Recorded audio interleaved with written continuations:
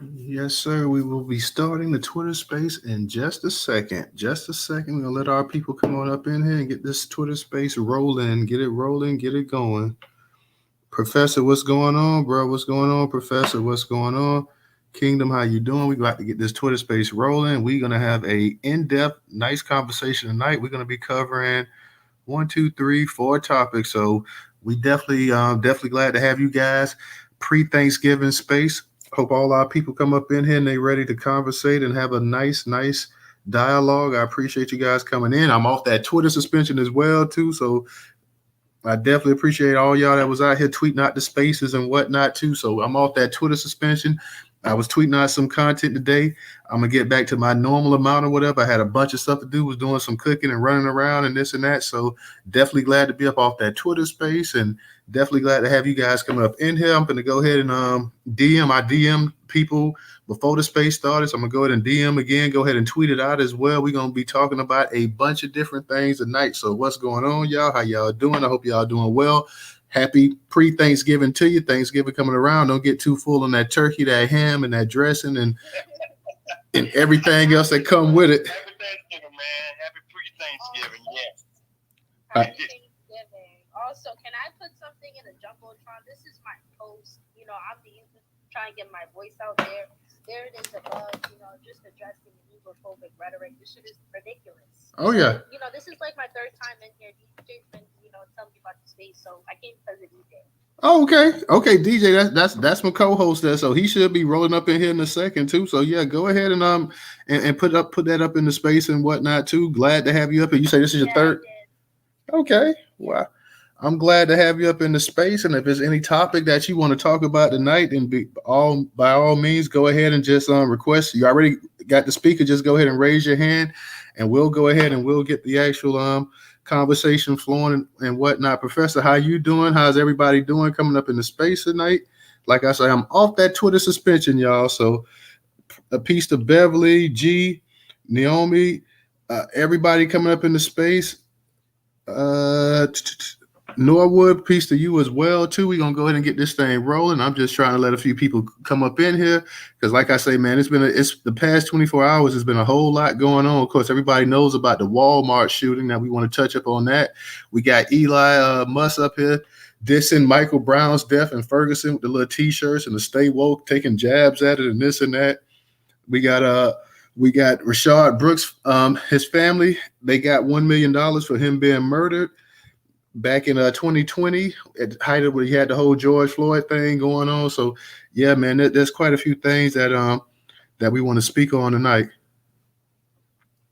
Hey man, these are all great topics. I'm looking forward to definitely hearing what everybody has to say about this. And we had a great space last night. So we're just a continuing on of kind of where we began last night. As usual, we just keep on connecting the dots, man. As Black America goes on, as the world turns on daily, Black America is going through more challenges as we just move on through life. Yeah, you ain't lying about that, Professor. And like I said, we're going to speak on the Walmart shooting because they said that's the 600th, I believe. And I saw you posted earlier, and then the article actually speaks about it too. That's the 600 mass shooting that's taking place this year. A mass shooting, they consider that 4 more people are killed at one time. So yeah, 600 mass shootings already have taken place in the United States this year. Of course, the year's about over with, but damn, that's a whole lot of mass shootings going around there, man. Hey, Newstoter, that is ridiculous, man. And look, y'all, the total last year was 692. And we are at 606 right now and counting, because, we still got some more of the year to go. But it was 692 last year. So we was talking about almost 700 mass shootings last year. Yeah, man, that's I may just go ahead and start off with that because, like I said, that's crazy, man. I don't see it getting any better. The mass shootings seem to just take off more and more and more and more. So, like I said, we got 4 topics we want to talk about. Professor, what do you think about the kids and the ads with the with what's it called, the company, the fashion company? And damn, I be pronouncing the name and I be mispronouncing it. And I get it and I forget it. Like, oh man.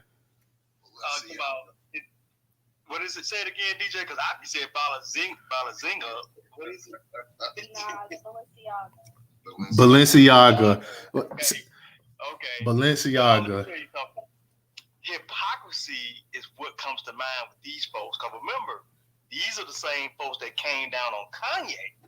Now, you came down on this brother about something, but we are about to jab you real good for your hypocrisy. Oh yeah. I hope they know. Oh yeah, like Balenciaga. That's the name of it. So since I have a hard time pronouncing the damn name, let me go ahead and just get that out the way, Balenciaga, and go ahead and start with that. We got an article from CNN. Balenciaga apologizes for the adverse featuring children holding bondage bears. So this was on CNN. Curator, Newstoter. Balenciaga say luxury fashion house Balenciaga has apologized for featuring children cuddling teddy bears dressed in bondage gear in its latest advertising campaign. Shot by photographer Gabrielle Glambertini, images linked to Balenciaga gift shop campaign feature young children dressed in Balenciaga Kids line. According to the original press release issued last week, the campaign iterates at the artist stories, toy stories, and exploration of what people call and collect as gifts. In the original press release, the company said the line featured dozens of new products ranging from homeware, petware, and scent from every items to limited edition collectibles and bespoke furniture. But there was an angry response on social media to the shots, which featured young children with plush teddy bear bags dressed in what looked like BDSM-inspired outfits. One child is pictured with an assortment of empty wine glasses. Why in the hell would a child have empty wine glasses? One Twitter user wrote, Balenciaga may have apologized, but everyone knows the campaign got past people at the highest level. This is a publicity strategy trying to get attention with controversial content. I do not accept their apology and never will. It's never okay to sexualize kids. The company posted an apology on Instagram on Tuesday announcing that the campaign had been removed. We sincerely apologize for any offense of our holiday campaign may have caused, the statement said. Our plush bear bags should not have been featured with children in this campaign. We have immediately removed the campaign from all platforms. The photographer told CNN in a statement Wednesday that the direction and shooting of the campaign were out of his hands. I'm not in a position to comment on Balenciaga's choices, but I must stress that I was not entitled whatsoever in any manner to neither choose the products, nor the models, nor the combination of the same. As a photographer, I was only solely requested to light the given scene and take shots according to my signature style. As usual, the direction of the campaign and the shooting are not in the hands of the photographer. He added, I suspect any person prone to pedophilia searches on the web and has unfortunately a too easy access to images completely different than mine, absolutely explicit in their awful content. Lynching like these are addressing against wrong targets and distract from the real problem and criminals. Hours after issuing an apology, the company posted a further statement on Instagram apologizing for displaying unsettling documents in a separate campaign, referring to documents from the Supreme Court case relating to child pornography laws. We apologize for displaying unsettling documents in our campaign. We take this matter very seriously and take legal actions against the parties responsible for creating the set and including unapproved items for our Spring 23 campaign photo shoot, the company said. We strongly condemn the abuse of children in any form. We stand for children's safety and well-being. The photographer said he has no connections with the photo where a Supreme Court document appears. Just last month, the company severed ties with rapper formerly known as Kanye West after a series of anti-Semitic posts and controversial comments. So it looks like it's coming back to bite him in the ass now. They was quick to go ahead and go in on Kanye. Whether you like Kanye or not, they was quick to go in on him. And now they feeling it now. They feeling the heat right now. And what the hell? Why would kids be wearing bondage gear? And why would the hell kids, little ass kids, have wine glasses and stuff up here like they drink? Like it's okay. Like what CEO, what board, what chairman, who in the world allowed this kind of stuff to go? I mean, you're supposed to have people that the advertisement. Ray, and I just sent you the co-host. Okay, I see you got it. Who in the hell is going to allow something like this? How can you give your thumbs of approval for something like this? That's mind-boggling right there. You supposed to, as soon as they come in, like, whoa, we can't put this on TV, man. Are you crazy? We can't put this on we can't put this on the internet.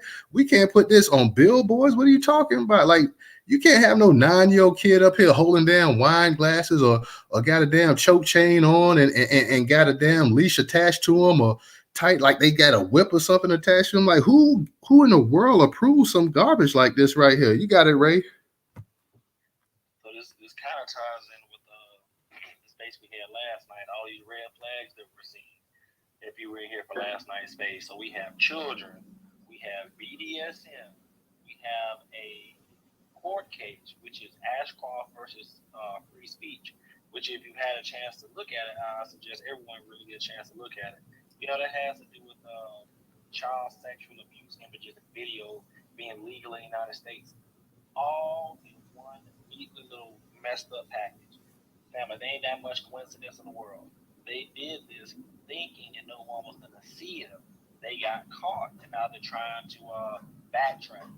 Like, if you go to Balenciaga's, I think I said this last night too. If you go to Balenciaga's Instagram page, they wiped the whole page out. Every post, like you would think they just started a new Instagram yesterday.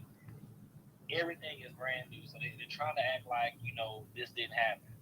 And like you said, they cut ties with Kanye, saying that, you know, oh, we can't, you know, accept his apology for anti-Semitism, blah, blah, blah. Yet they accept us to accept their apology after they got caught up sexualizing kids. Again, they aren't apologizing because they're sorry. They're apologizing because they got caught. Real talk there, Ray. And they were trying to go ahead and they knew this was coming. So you could kind of say what the whole thing with them. And I believe they work with Adidas as well, too. Didn't they have some kind of partnership with Adidas as well? I mean, maybe I'm wrong about that, but I know both Adidas and the company here, they cut ties with Kanye West or Ye or whatever you want, Ye or whatever you want to call them now. But didn't they have some kind of partnership as well too? Because like it was like almost like the split was at the same time, and I'm not sure if they actually had some kind of, they were tied in somehow, some way with a partnership with Kanye and whatnot. But it's just crazy that Kanye caught all the heat, and now let's see at the level of criticism that he got for his remarks and stuff like that, if it's going to match the outrage, because we hear a little bit about this stuff. We seen it on Good Morning America and this and that or whatever, but Kanye West was trending like Kanye West was the national news and world news and stuff. When all that stuff went down about the anti-Semitic remarks and this and that, it was like global news. He was number one trending and this and that. So you got a company here that seems to always catch themselves, because a few years ago, if I'm not mistaken, if I'm wrong, it was either them or maybe it was Louis Vuitton or somebody. One of them had like a black face or whatever. But a lot of you got to be careful. A lot of these, especially these European type these European clothing lines and stuff like that, because they be pure racist as hell and whatnot. But this one here, like with the kids and stuff, I just want to know what kind of explanation they're gonna put on that. Are they gonna be looking at a huge fine and stuff as well too? Because this should run like a healthy 10, 15, 20, $30 million fine as well to go along with all the scrutiny and stuff. You would think that it would kick back. DJ, you got it. No, I raised my hand by mistake. But yeah, just to add on to what Ray said, don't forget that, I guess I'll say allegedly, shout out to R. Get the book, allegedly.com, you know what I mean? So with that being said, don't forget Wayfair was the ones who were shipping the kids in them $10,000 cabinets. You know what I'm saying? You know, these folks are the kid buckets, bro, aka the pedal gang. You know what I mean? Gotta get death to all pedals, bro. Don't buy no Balenciaga, burn that shit. They down with fucking kids. I'll beat their ass, yo. I feel you, DJ. There's not that much coincidence in the world. All that was going on in one ad. Come on, like I said, man, they knew what they was doing. They didn't think they was gonna get caught. Yeah, man. Well, they got caught with their hand in the cookie jar and whatnot, like I say. But let's see, because they got caught with their hand in the cookie jar, are they going to get a real severe punishment, or are they just going to get a slap on the wrist? Let's see how long this story stays up there. Is this story going to stay in the media cycle, the news cycle, for days and weeks at a time, or is it going to after 1 week or so, it just dies down? Nobody talks about it. It's forgotten it. We moved on and this and that. So let's keep an eye exactly how this thing treads and how and just keep track of where it's going at as well too, because I have a feeling that they're going to talk about it for a while. They'll be outraged, and the next thing you know, within a week's time, nobody be talking about it. People still talk about Kanye West. People still talking about him. Like he's still, yeah, they still talking about him. Talking about it now, like these, other than Fox News, I give them credit because they like attacking. But you know, they're not talking about this. I haven't seen this on any of those left wing, news sites or anything. They're trying to be quiet because they want to just go away slowly. Honestly, you're the only one talking about it. I haven't seen anyone even hold a damn space talking about this. The only, only people on Twitter that are taking this on is you. So hey, that's all for you, Wilson, brother. Real talk, man. And we was talking about it, even though the space was about something last night. Shout out to you because you were the one that brought this out, Ray. So I'm like, hey, I was like, yeah, Ray, you're right. We need to go ahead and do a space on this. These are the same peckerheads that was up here going on Kanye, cutting him. You also heard Kanye today talk about that Adidas, I believe, or somebody froze like $75 million or something from him. So, like I say, the buck breaking never ends. I'm not a Kanye West fan. I don't support that stuff he be talking about. He be tomming and cooning to the highest of the magpie plateau, but at the same time, there is a little bit of truth in what he's saying at times too. He does get jerked around. He's getting jerked around right here. And let's see. And like I say, how in the hell can you be a major company like this? You come to the board. We all know that you have to have that they have to have people that's going to prove this stuff, look at this stuff and everything else. Say, okay, yeah, we get a thumbs up. Go ahead and put this out there. Who saw this and saw this? Oh yeah, this is a good idea. Oh yeah, I think the little 9-year-old girl in the choke chain and wearing the skin tight and look like she's some kind of what do you call the ones that be the dominatrix or something? Yeah, I think this is a good idea. Go ahead and put her out there. This will be real wholesome. This will be great for the holiday season. It's called BDSM. I mean, think about it. If you actually, I'm gonna be quiet after this. I know you got hands up. But if you actually look at the image itself, there's papers, and all the other papers are turned around, and the only paper that is facing up is the one that shows that court case about child pedo free speech or whatever it is. They did this on purpose. Oh yeah, absolutely. Let me give a shout out to Be Real. Let me give a shout out to POP on YouTube and stuff like that. The YouTube channel ain't big, but we trying. Our people do come out and they listen to it on there as well too. We got the YouTube channel in the actual jumbotron, y'all. So any of you that's not subscribed to Newstoter YouTube, go ahead and just click on that link and hit subscribe, and you'll be subscribed to it, and you will help us grow, and it'll be definitely appreciated. So it's free to go ahead and subscribe to the YouTube channel. My man, Black Pressure, what's going on, bro? Go ahead and unmute your mic. Hey, what's up, Black fam? This is DJ Ray. Still, hey, kind of building on what the brother Ray said. I'm gonna move the goalposts just there for society. If you guys kind of have any knowledge about the discipline of behavioral science, they're actually trying to rewrite the I don't want to disrespect the whole occupation, trying to rewrite the diagnosis of pedophilia and redefine what it means. They're trying to make it like it's actually not an illness or a disorder. They're saying now, and so you guys can Google this. They're saying now it's just an attraction, and there's nothing wrong with grown men and women being sexually attracted to children. So this is very calculated. Watch your kids, man. And when I say watch your kids, I don't mean like on no goon shit or no spook shit. When I say really watch your kids, really talk to your children, man. Because like y'all saying, the best thing they could do with this is make it, like y'all said, make it seem like it's normal. So I'll land my plane right there. And News, he's 100% right, because they have a term that they go by. They call MAPS. MAPS stands for Minor Attracted Persons. Yeah, I see California is one of the main ones pushing it as well too. So I mean, I've seen all kind of crazy stuff that they trying to push and put out there.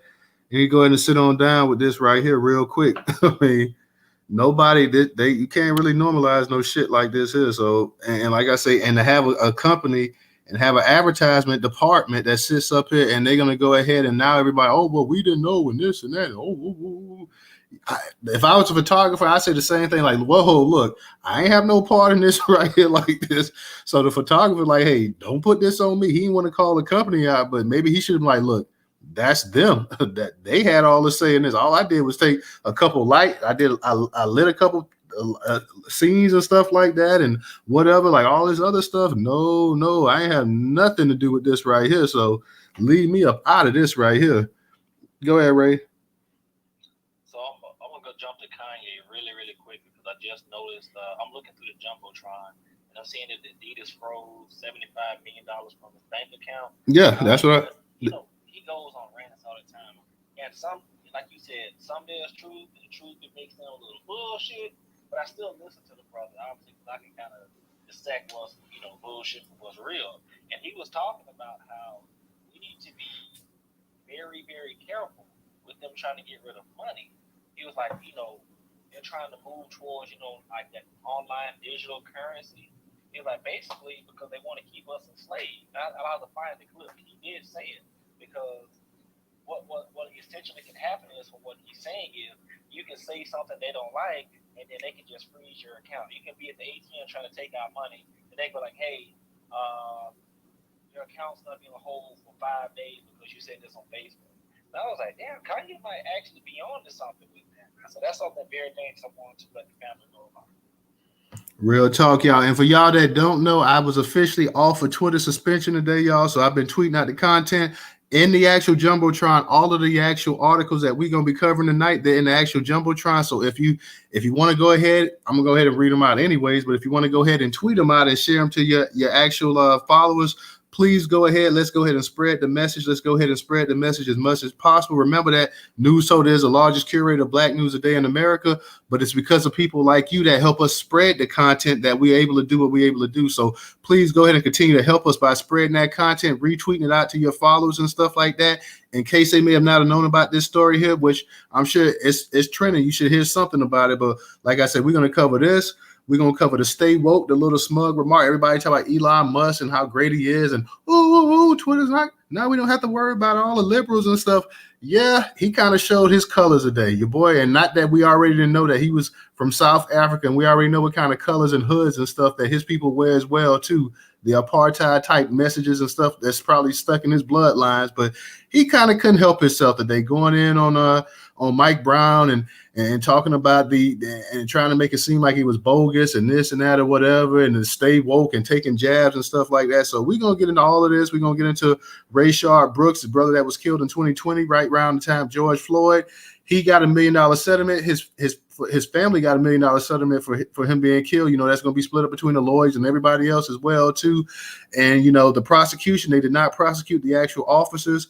So we're going to talk about that. And of course, once again, the Walmart shooting, which was the major news yesterday, the 600 and something mass killing in this country this year. So yeah, we got quite a bit we're going to talk about. And like I said, we appreciate everybody coming into the space and whatnot. If you could, please go ahead and share the space out as well, too. Share it out to your followers, your listeners, and everything else.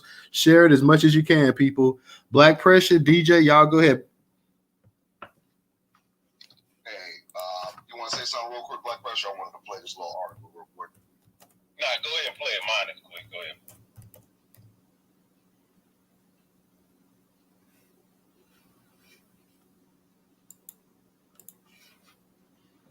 What article this is, DJ?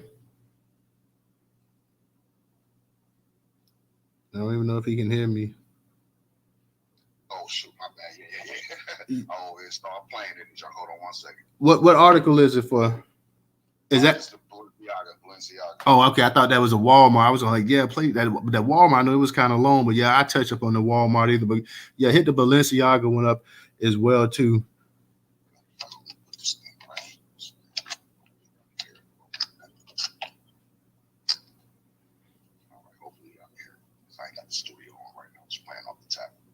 But it's not just the sexual mutilation of children in hospitals.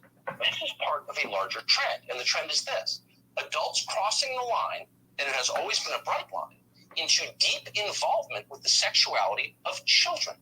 That has always been, and must in a civilized society always be, the most forbidden thing. It's considered unacceptable even among prison inmates. But now it seems to be growing in its prevalence. Consider the latest ad for the clothing brand Balenciaga. This was just uploaded on Instagram. As you can see, the photo shoot they're using to sell their products features a young girl holding a teddy bear in a bondage outfit. Then, in case you missed the point, the photo shoot also contains this image. It shows several documents. Most of them aren't visible, but what you can see when you zoom in, and of course the point is that you see it, is a reference to a U.S. Supreme Court case called Ashcroft versus Free Speech Coalition. That case struck down a law against kiddie porn. What is this? Well, it is what it appears to be. It's an endorsement of kiddie porn, of child pornography. What else could it be? We wanted to know. So we reached out today to Balenciaga to get their explanation, and they didn't respond. So we're going to have to take that on face value and ask, where's the moral outrage? We have an entire industry in this country comprised of moral outrage merchants. If you've ever been on Twitter, you know what we mean. Truly, an entire sector of our economy is devoted to attacking people for falling short of the mark. And here is a high-end retailer promoting kiddie porn in an ad on Instagram, and nobody notices. There's no boycott. There's no front-page New York Times editorial against it. And, of course, Instagram let the advertisement run, endorsing kiddie porn. And, by the way, if you have an alternate explanation for what this was, let us know. A child with a teddy bear in a bondage outfit and a Supreme Court decision striking down a kiddie porn law displayed on the table? What is that? Are we jumping to conclusions? Don't think so. It is what it appears to be. It's right in your face, and no one's saying anything. Okay, Instagram had no problem with this. Until Elon Musk took over Twitter, Twitter allowed hashtags that explicitly linked to child pornography. Nobody said anything because crimes against children are no big deal. It's thought crimes that are the real crimes. So if you said something about it, if you were libs of TikTok and said, wait a second, this seems to be abetting child molestation, which of course, that's what it's doing, you were instantly booted off Twitter. But the links to kiddie porn, they're still there. Well, now they've been deleted. Thank God. That's one improvement. So all of this has been happening out in the open, but NBC News hasn't bothered to report on any of it. Where's the reports now? Balenciaga pushing kiddie porn in an Instagram ad? No. They were serving all their energy to attack you for noticing. You're a stochastic terrorist if you point it out. You need to be censored. Watch. Content moderation is a hard task. What we know is that Twitter and where the bulk of this information is right now, because that's where the biggest accounts like Matt Walsh and libs of TikTok, again, where they sort of post this stuff. What's being done? Well, 2 days ago, we know that Elon Musk, who owns Twitter now, he just reversed the policy that Twitter did have against targeting and harassment of LGBTQ people, against misgendering transgender people. So here you have people mutilating the genitals of children, running ads on Instagram promoting kiddie porn. And there's Brandy Zadrozny on NBC News. She's not attacking them. She's attacking anyone who notices and accusing them of attacking gay people. Once again, this has nothing to do with gay people. This is an attack on the sexual fixation on and mutilation of the genitals of children, pushing kiddie porn. It's not you gay people. That's an offense against anyone's definition of decency, and she's effectively defending it, and they all are. You're not allowed to notice it, or else you're committing violence. You're complicit in mass murder. Well, the people who are doing these things are fine. No one attacks them. Go ahead, Tom. No, I mean, that video was on point there.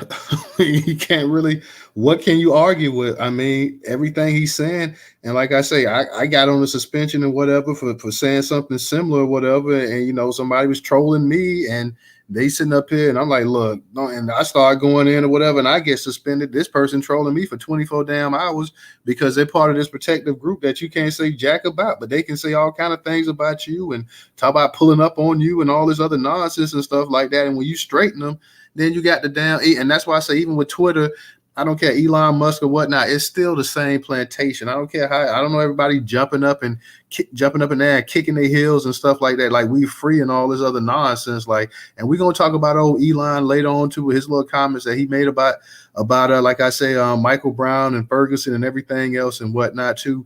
The whole stay woke thing is a joke. That's why I don't even use the term woke and wokeism and all that other stuff like that. I know people do, but I put it in the hashtag to make a point of it. But we're gonna discuss that tonight as well too.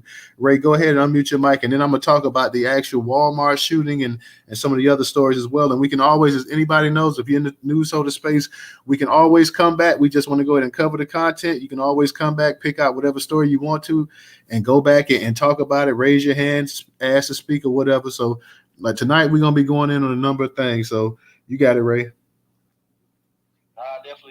to agree with you, man. That suspected white supremacist Tucker Carlson has a point. I hate to say it, but everything he said was 100% on point.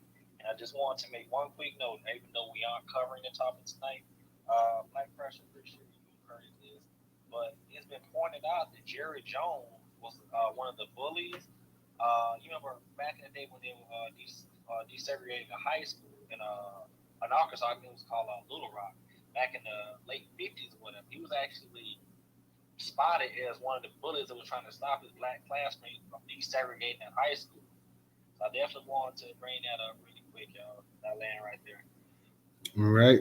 Real quick, y'all, we're going to cover the Walmart shooting that took place yesterday. We're going to talk about Rayshard Brooks, and we're going to talk about the actual comment and the actual, I guess, joke that Elon Musk had with everybody talking about stay woke and whatnot. So we're going to cover a number of topics tonight. So I hope y'all are ready to get in a discussion and join us as much as possible. So give me 1 second and let me go ahead and pull up that the actual Was that the brother that was shot in that Wendy's parking lot? If I remember right. Yeah, that's him. Okay. Yeah, that's him.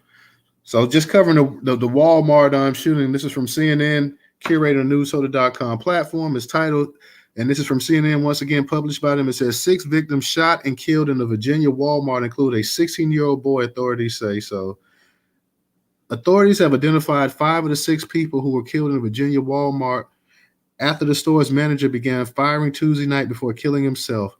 5 of the 6 victims were identified as Lorenzo Gamble, Brian Pendleton, Kelly Powell, Randall Blevins, and Tanika Johnson, according to a Wednesday news release from the city of Chesapeake. The sixth deceased victim was a 16-year-old boy who authorities are not naming because he was a minor, the city said. The city of Chesapeake has always been known as a city that cares, and now more than ever, we know our city will show up and care for those who need it most, the release said. Please join us in praying for the family and the friends of these community members who we have lost. Earlier Wednesday, the city identified the shooter as 31-year-old Andre Being. He was armed with one handgun and had multiple magazines on him. Being was an overnight team lead and had been employed with Walmart since 2010, the company said in a statement. Authorities are digging into the shooter's background Wednesday for information on what could have motivated the attack, police said. Law enforcement will do what they can, and I promise you more information will follow, Chesapeake Mayor Rick West said in a video message posted Wednesday evening. The violence marks yet another mass shooting in a place traditionally seen as a safe, from schools to hospitals to stores. Just 170 miles west of Chesapeake, a 22-year-old student at the University of Virginia in Charlottesville allegedly opened fire on fellow students this month, killing 3 of them on a bus returning to campus from a field trip to Washington, D.C. Last week, a 22-year-old shot and killed 5 people at an LGBT nightclub in Colorado Springs, Colorado, and 19 others were injured, authorities said. The U.S. has suffered more than 600 mass shootings so far this year, according to Gun Violence Archive. But both the nonprofit and CNN define mass shooting as those which 4 or more people are shot, not including the assailant. At least 50 people were inside the Walmart when violence erupted, police said. Some of them have begun publicly sharing their accounts of how a calm night turned into a horrifying tragedy. The deadly rampage started around 10:12 p.m. Tuesday, less than an hour before the Walmart Supercenter was set to close. The first officer arrived on the scene within 2 minutes, and officers entered the store roughly 2 minutes after that at about 10:16 p.m., police said. Employee Kevin Harper said a colleague entered the break room and started shooting. I just left out the break room. The gunman starts capping people up in here, Harper said in a Facebook Live video. The video is no longer on his Facebook page, but has been reshared on social media. He came in here and just started spraying, Harper said. At least 6 injured people were transported to local hospitals for treatment, police said. 4 people injured in the shooting remain hospitalized Wednesday morning. Chesapeake Police Chief Mark Solowski said at least 2 were in critical condition, said Dr. Michael Hooper, Vice President and Chief Medical Officer at North Fork General Hospital. Jalon Jones, 24, was shot several times by the gunman Tuesday. His mother, Kimberly Shoup, told CNN affiliate WTKR. Shoup addressed reporters Wednesday outside the hospital where her son was in an intensive care unit in stable condition. 3 individuals, including the shooter, were located deceased in the break room of the store. The city of Chesapeake tweeted, one victim was located towards the front of the store. 3 other victims were transported to local hospitals for further treatment, but succumbed to their injuries. Customer Jeremy Bosham, who was at the Walmart Tuesday night to buy tablecloths, said he heard the sound of gunshots, and a few seconds later, people began rushing out of the store. It sounded loud as shit, but it was so many of the same kind of sound. I don't know what the hell else it could have been, he said in the video uploaded to his Facebook page. For a while, Bosham took cover after employees warned him, don't come out, before he eventually made it outside safely. Once outside, he saw responding officers enter with heavy body armor and long rifles, while other witnesses and employees stood in the parking lot. In additional videos from Boston, dozens of first responders are seen on the scene. Georgia Jeffrey said her mother, Betty, sent her text from inside saying bullets were flying. I'm crying, I'm shaking, Jeffrey told CNN. I had just talked to her about buying turkeys for Thanksgiving. Then this text came in. Jeffrey said her mother is not injured but traumatized by the injury. A reunification center was set up at the Chesapeake Conference for families seeking details about loved ones who were at the store. City officials have asked that only relatives or emergency contacts of those visit the center.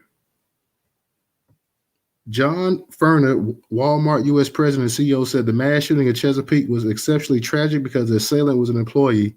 We feel tragedies like this personally and deeply, but this one is especially painful as we have learned the gunman was a Walmart associate, he said in a statement. The entire Walmart family is heartbroken. Our hearts and prayers are with those impacted and are grateful for the actions of first responders.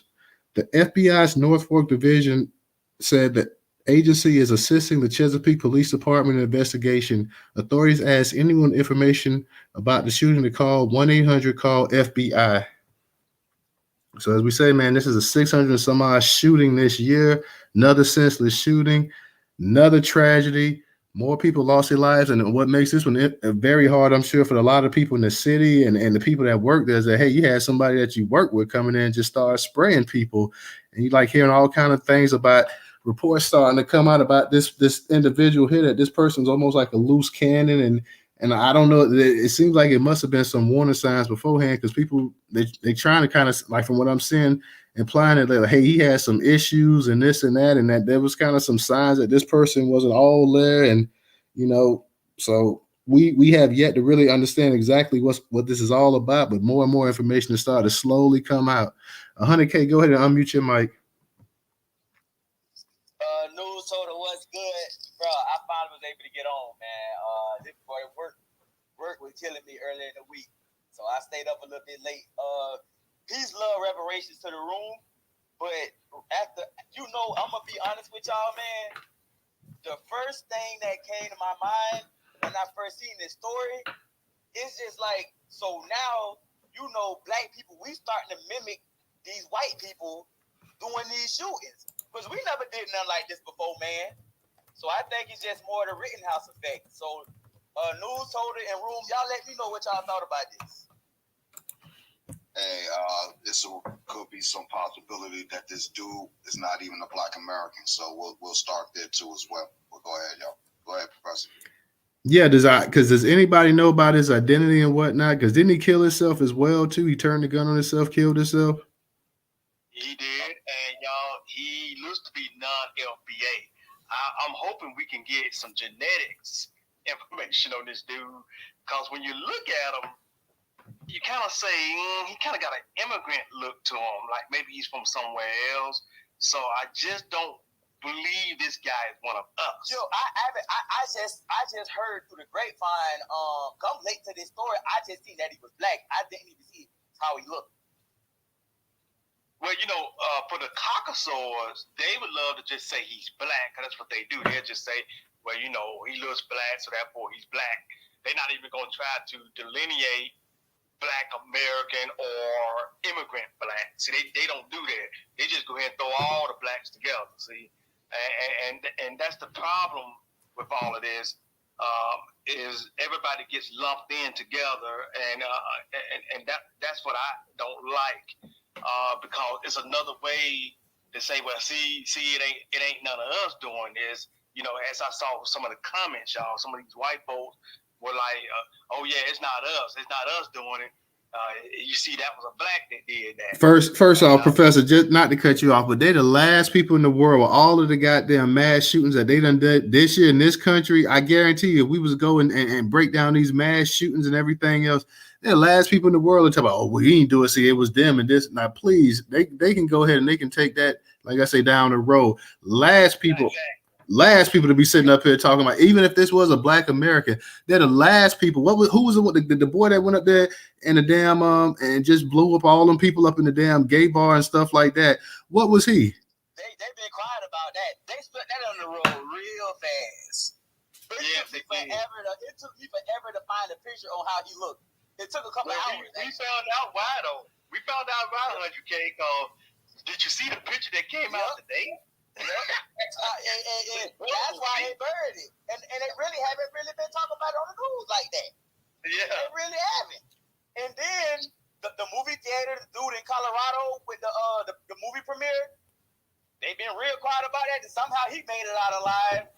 New York, we can go on, man. Y'all know.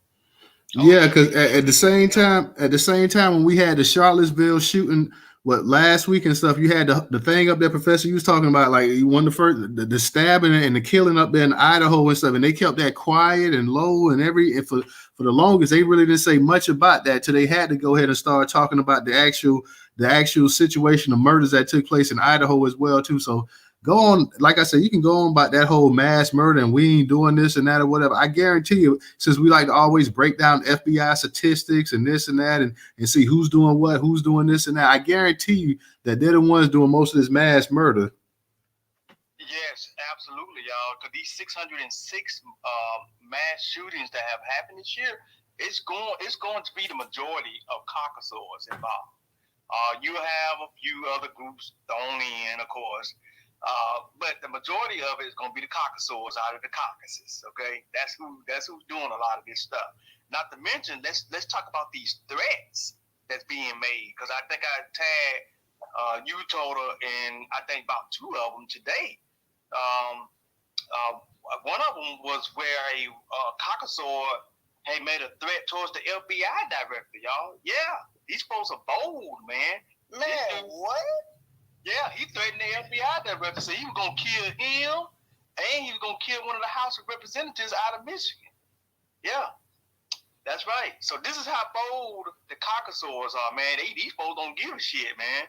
They make threats to anybody, and they willing to carry it out. That's the thing about these folks, man.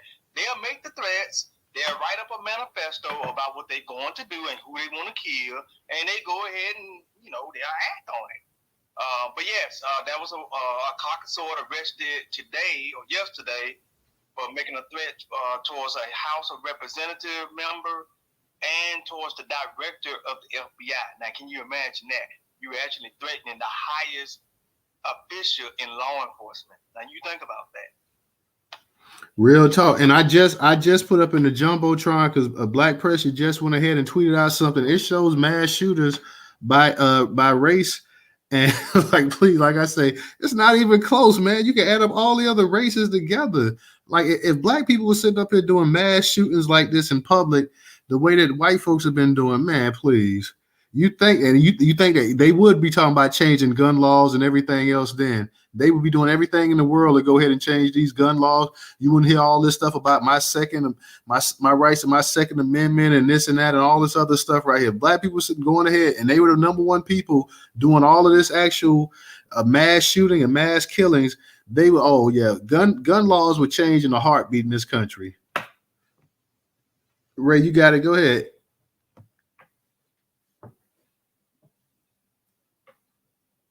You there, Ray? I don't know if Ray might be caught in the matrix. So DJ, you there? Yeah, I'm here, bro.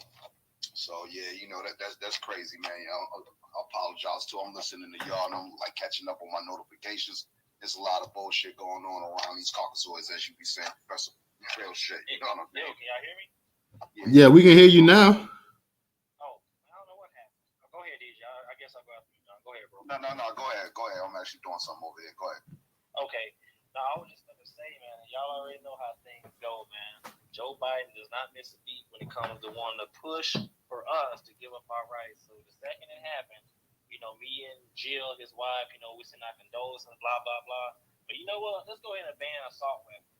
If you look at what this guy used, he didn't use, I'm using air quotes, and I say this, an assault weapon. He did this with a handgun.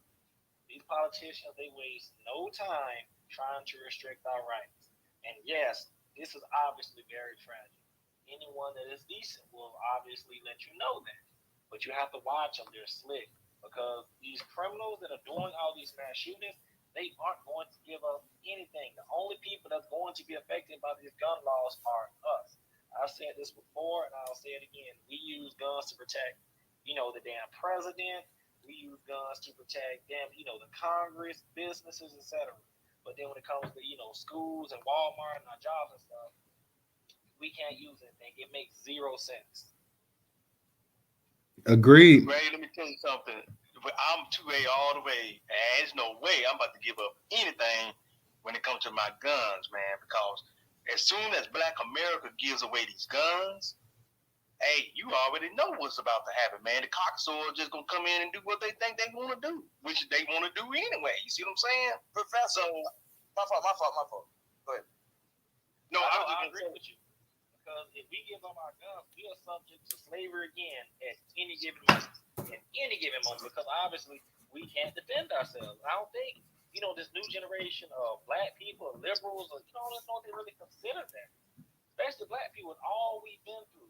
Why in the hell are we giving up rights for the illusion of safety? That makes no sense.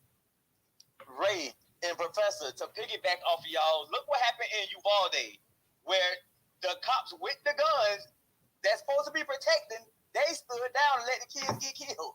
So that's what we're supposed to rely on them to protect us. Who's supposed to protect us then?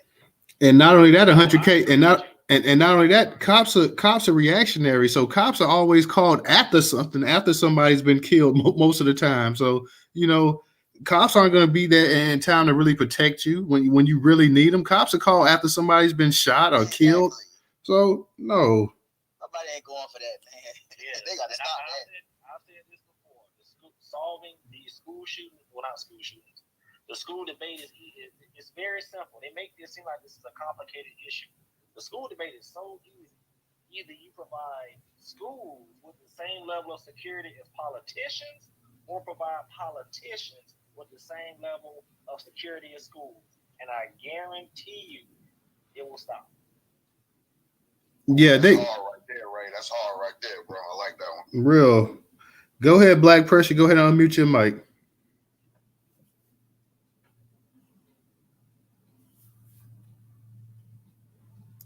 Black Pressure, you there? Give Black Pressure a second. He could be possibly caught up in the Matrix himself as well, too. So we'll give our brother a second to see if he's there. He could be caught up in the Matrix, or he could be, handling some personal business. Yeah, bro, that's what happened to me, bro. I was pushing the button, but I just couldn't talk. It wouldn't let me actually speak. Yeah, y'all gotta check for updates on your phone, man. Operating system, and go to your app store and check for the latest updates. This is something you got to do on the menu. But just to speak on the Rayshard Brooks thing, rest in peace to that brother and bless his family. I don't know what was the situation that wanted to make him run or even take this officer's stun gun or whatever the case be. You know what I mean? And then turn around and just point it back at them, and then it's like, can we really get upset that these officers drew their actual firearm and gunned them down for that shit? You know what I'm saying? So it's like, what was this brother, thinking? Was it really just him, taking a rest in the parking lot so he could get on the road? Because that's what he was saying to him in the video. But I don't know why those white officers also kept pressing him on that particular issue too. So it seems like they were really just harassing him, because that's what these cops do. That's just what they do. But for Rayshard to do what he did on the back end, is just like, damn it. What made you do that? If you wasn't a criminal, you wasn't committing no crime, it wasn't like you were intoxicated. Why? Or was the whole reason why you were in your car? Because did there ever come out a toxicology report? Because he was at a party earlier that day of his own kid. So was he drinking or doing any type of drugs or anything like that? I never heard anything like that. Post him getting murdered for the most part. Anybody want to speak on that? Yeah, I don't know. I was gonna definitely cover that and stuff like that. That was, from my understanding, what he was sleeping in the back of his car, whatever. That's why I was gonna touch up on the article because it's been a while. But I don't really know. I don't know what happened to the point that, what I'm saying, he grabbed the taser, he got into it with him, he tried to run. They pretty much shot him in the back, shot him in the behind as well too. And I really don't know what transpired with that situation where it got it to that point. Something had to transpire to the point, because let's be for real, they don't just cut black people checks for $1 million. So they had to have some kind of they had to have some kind of accountability issue that went by the wayside for them to go ahead, because if he deserved to be shot or whatever, the white folks would say, okay, well, because they didn't try the people, they weren't know what I'm saying, they didn't go to jail, anything like that. So the white folks had to say, hey, you know what, something had happened that wasn't supposed to happen, to the fact that the dude lost his life and this and that, because a lot of black people lose their life and they don't get compensated for it. So the fact that they did $1 million wasn't much or whatever, he still got it or whatever. So yeah, I really, on that issue, on that part, I don't know. Black Pressure, you back up, so I'm gonna go ahead and let you mute your mic. You must have had some issues with the mic real quick. Let me say this one last thing. Why didn't the family also sue the Wendy's? Because wasn't it the manager of the Wendy's that called the cops on and said somebody was sleeping in the car? Or, that's exactly what happened. Yeah. So I said the same thing. I said the same thing. Yep. And it was I think it was a black manager that called it too. It was a black manager. And I'm gonna just touch up on the article. So for those in the story and those in the room that haven't heard it, we can touch up on it, and then we can build on that real quick. Black Pressure, you're gonna be next. Go ahead and unmute your mic, and then I'm gonna just touch up on that article real quick, and so we can just kind of dive in a little bit more. Now go ahead and cook news. Mine is just kind of building on what you already said. Go ahead on. Okay, well, and just real quick too, for the record, I don't think Rayshard Brooks had any warrants out for him. You know what I mean? So why would the cop try to arrest him versus just giving him a citation, for sleeping in the parking lot or sleeping in your car? You know what I'm saying? Which is against the law in some states, I believe. So what was the whole purpose of you just even trying to arrest him? You was just trying to get get your numbers up for how many arrests and how bookings you had to bring it to the precinct. You know what I mean? You could have just let that brother go with a court citation to come back to court. You know what I mean? DJ, I'm real quick. I'm gonna just go ahead and touch up on that, y'all, and then we can dive in. But this is from Black Enterprise. It says City of Atlanta will pay family of Rayshard Brooks, who was fatally shot in 2020, $1 million. The City of Atlanta agreed to pay $1 million to settle a lawsuit brought by the widow in the state of Rayshard Brooks, who was fatally shot by a white police officer in 2020. The New York Times reports the Atlanta City Council unanimously agreed to the settlement nearly 3 months after prosecutors determined the two officers involved in Brooks' death did not commit a crime and their use of deadly force was reasonable when Brooks was shot in June 12, 2020. Brooks was fatally shot in Atlanta less than a month after George Floyd was killed in Minneapolis, which started the 2020 resurgence of Black Lives Matter movement. In a statement, attorneys from the firm of Stewart Miller, trial attorney, said, although the children of Mr. Brooks have lost their father, settling the case will undoubtedly assist them with future plans as they come of age. The attorneys added, excuse me, because this thing, the page is kind of moving. The attorneys added the Brooks family was disappointed the prosecutors did not pursue a criminal case against the officers involved in Mr. Brooks' death. According to the Times, Atlanta City Councilman Dustin Hill said a council meeting on Monday on the settlement will be paid to Brooks' widow, Tamika Miller, the Brooks estate, and the firm. On the night of June 12, police found Brooks sleeping in the car in the drive-through lane of a Wendy's. The encounter between, like I said, the actual site is moving. The encounter between the police and Brooks started calmly. However, after 40 minutes, things began to escalate when officers tried to arrest Brooks, which led to Brooks hitting one of the officers, grabbing the officer's taser, firing back before he took off running. A chase ensued, and Officer Garrett Rolfe, a 7-year veteran with the Atlanta Police Department, shot at Brooks 3 times, hitting him in the back and the buttocks. Brooks was taken to a local hospital where he died after surgery. Brooks' death led to Atlanta protests, and protesters burned down the Wendy's where the incident occurred. The incident also led to the resignation of Atlanta Police Chief Erica Shields. Rolfe was initially charged with murder and a litany of other charges, and the other officer, Devin Brunson, faced several lesser charges, but they were later dropped.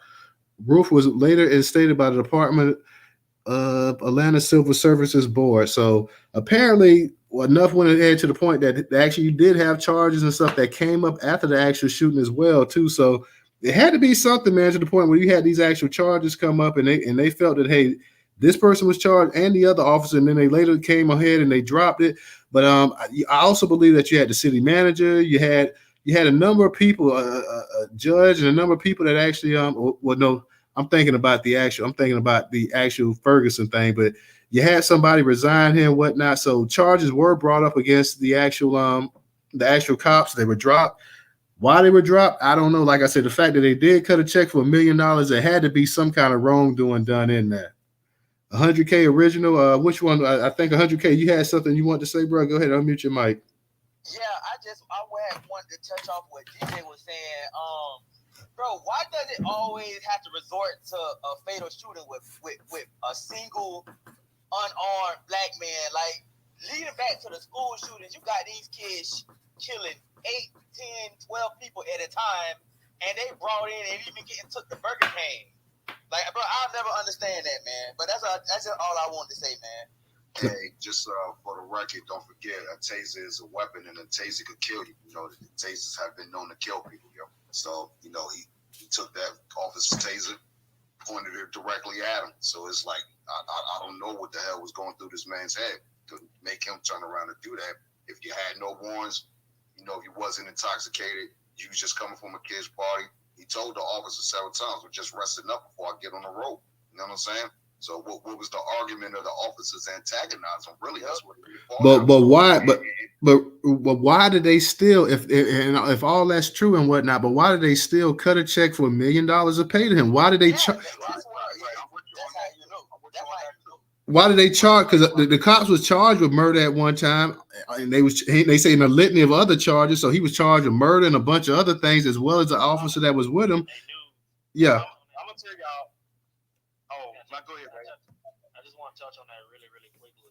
This is just my theory because I put it up in the jumbotron for everybody to see. If you go all the way over, starting from the left, there's a picture of a cop kicking his dead body. So that's probably what the $1 million comes in at. Because I showed, as soon as this picture was released to the public, someone took a picture of it, obviously. And I released it to my social media just showing what happened. Do you know that I had some white people telling me that, no, he's not kicking his body. The cop tripped over his body. I can't make this up. Yeah, white folks, they always find a way to go ahead and act like they don't see stuff. You know, that's their game. They get joy out of doing it. Yes. Y'all, I'm going to... Go ahead, because I was just going to say, I think the money was paid out because there is actual pictures of them kicking his body while he's been shot in the back and his butt and all this stuff. I was just gonna say, Ray, I think it comes down to the fact in the video they did shoot the brother in the back when the brother was running. I think that's where it comes into play at. Because if a defendant or a suspect is running away from you, that means that guy is not a threat to you. See, if a person is running towards, he's running towards you, that makes him a threat. See. Let me build on what you said, and I'm not trying to take up for the cops when I say this, but it is alleged that while he was running, he turned the taser around and tried to shoot the taser at him, and which is the reason why they said, oh, I fear for my life, because like News said, tasers have killed people.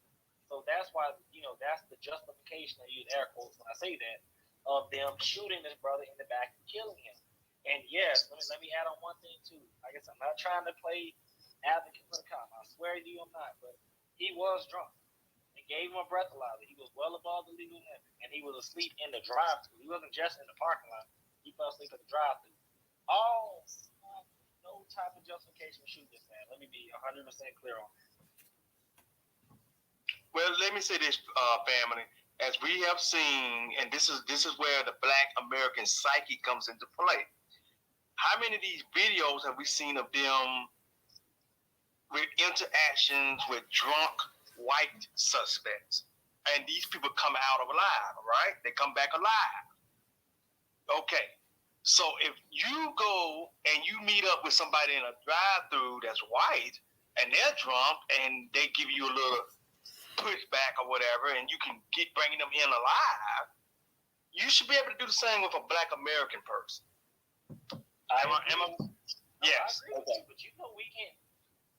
We got to move different. I hate to say it, but that's just the reality of the country we live in. But yes, if this was a fair and justice system, you're 100% right. That's what should happen. But look, Ray, here's the problem. We have had brothers that were moving in the way that they want us to move, as they like to say, these conquistadors. Like my brother Castile up there in Minnesota. That brother was trying to... Philando Castile. Yeah, Philando Castile. Yes, brother Castile up there was trying to pull out his, I think was his permit. I think he was trying to show the officer his permit, his gun license, and we see what happened. He was moving the way that you're supposed to move. He was doing everything legit, right? And he still ended up dead. So this is the problem, man. Even if you're doing things the way that the law says you're supposed to do it, you still might end up dead as a Black American. So, hey, you probably come better off giving some pushback, man, because these folks are violating your rights anyway. See, they're harassing you, and which is what they were doing to that young man in the parking lot of Wendy's. There, they was harassing that dude. They really should have just gave the man like a well, maybe they could have gave him like a little citation. Yeah, I agree with you. Yeah, that's really all they had to do. They went on about their day or went on about their night. It got so bad to the point after Philando Castile got killed. I don't know if y'all remember, but there was someone came up with this invention basically to help save our lives. Where where obviously if a cop pulls you over, the first thing they ask you for is your license or what is it? Like your registration and something else. They actually your insurance card. Your insurance card. Thank you. They basically invented something where it's basically right there on your window, so the cop can see your hand right there, and and hopefully this leads to less shootings. Real quick, y'all, let me go ahead and kick it to Black Pressure and Original. Go ahead and let Black Pressure. I know you had your hand up earlier, and you said you was gonna kind of kick back for a second. So, did you want to go ahead in right now? Yeah, I was just gonna say real quick something Ray said much earlier, but just a little tidbit of history for us. If you remember, I think Ray was saying something like, correct me if I'm wrong, Ray, where Joe Biden had said something about banning assault rifles. Either he's wanting to or he's kind of pressing Congress to ban assault rifles. I'm not sure, but correct me if I'm wrong. No, he's trying to get them rebanned since they were reinstated. And what was it, 2004? The Bush administration that old. Gotcha. I apologize. I thought you were talking about something he might have said today about it or something. Okay, but if he did right after that. Oh, you did? Yeah, he went on Twitter. You can look at it right now if you go to President Mike's Twitter page. I believe. Said, yeah. So I was saying, just remember the mole for that they passed when now it was totally legal in California to carry loaded guns with no permit out in public, no problem. What happened is when California found out that the Black Panthers were monitoring police in their neighborhood with loaded firearms, they passed a MO for that quick. So they banned carrying loaded firearms in public. So like I said, Ray was right. The minute something like this happened, all they gonna do is weaponize the justice system against Black people, and it just happened time and time and time. I don't even bring I forgot the name of the act, but it was during Jim Crow, where when Black people were free, the first effing law they passed was a Black man could not have a firearm. But like I say, history just repeats itself, and I'll land my plane there and listen. All right. Real quick, y'all. For those that have not, please, in the actual YouTube channel is up in the actual Jumbotron. Go ahead and click that. Join the YouTube channel. Subscribe to the YouTube channel. Make sure you're following the host and the co-host as well. Make sure you're following the host and the co-host. Newstoter is the largest curator of Black news a day in America. You can support us on Cash App. That's also in the actual Jumbotron. Cash App is $Newstoter, $Newstoter. All right, Original, go ahead and unmute your mic. Okay, yeah. I just want to understand. Okay, Rayshard was in the in the drive-through. He had fallen asleep, and yes, he was drunk. They gave him but see the people there were several cars that had came by. He was blocking the pathway of the other cars, from what I understand. And so they called the police. They didn't know if he was, having a medical moment or what. So I think that's why they called the police. Now, as far as the taser goes, the attorney, see, when they were litigating this, the attorney, what the police did, they was fighting to say that a taser was a weapon. But see, previously, and the attorney revealed it, he said, no, you all have, there is case law where you all have said that a taser was not a dangerous weapon. Because what they do in the police department, they have to, get shot by a taser and they see how it feels. So I think that is why they got that $1 million settlement. I think it should have been more. But he didn't deserve to be shot. And I think the other part of it is he kicked 2 police officers' ass when they were trying to arrest him because he was out on parole. And he knew that if he had gotten, arrested or whatever, he would have ended up back in jail. So he did not want to go back to jail. So that's when he scuffled with them, and then he basically he beat the shit out of 2 cops, and then he got the taser from one, and he pointed it. I think they had already shot him with the taser, and it didn't hit him or whatever happened, But then he had the taser and he pointed it back at them, and their lie is that it's a dangerous weapon, but the attorney said that's not what you've always said. You've been in court saying that a taser was not a deadly weapon. And so they was trying to just, scurry around as usual to make the law fit their lie. And that's what they did because the police were, initially they were charged. But they were, they manipulated the law because even this old DA, Fannie the Mammy Willis, she did not want to take the case. See, she gave the case to this guy named, he's a former district attorney for Gwinnett County, which is, it's not majority white anymore. It's like blacks and others up there now, so they're going crazy over that.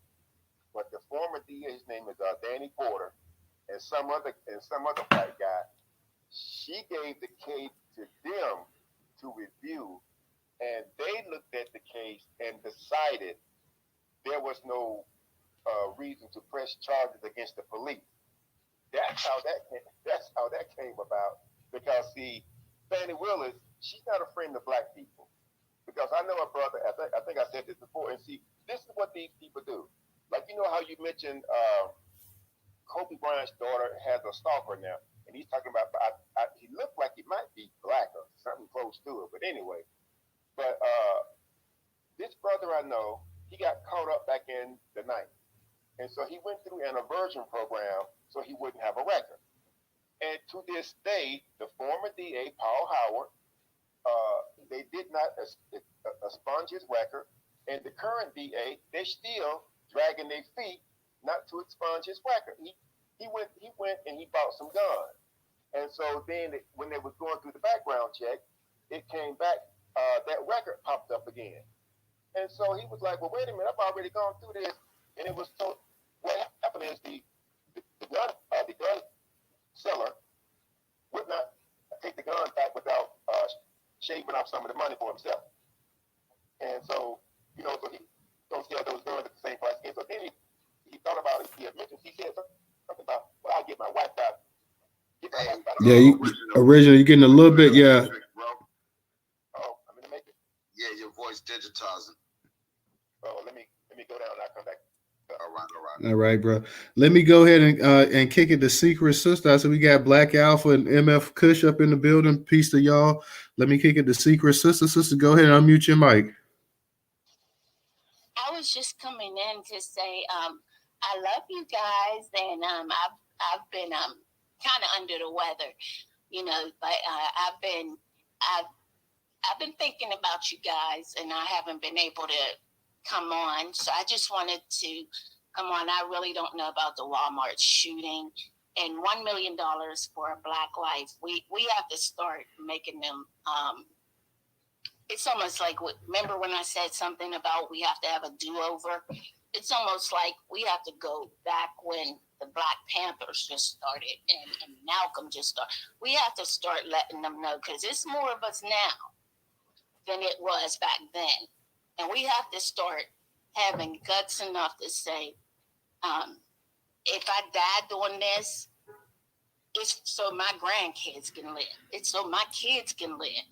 Because I don't want this to continue to repeat generation after generation.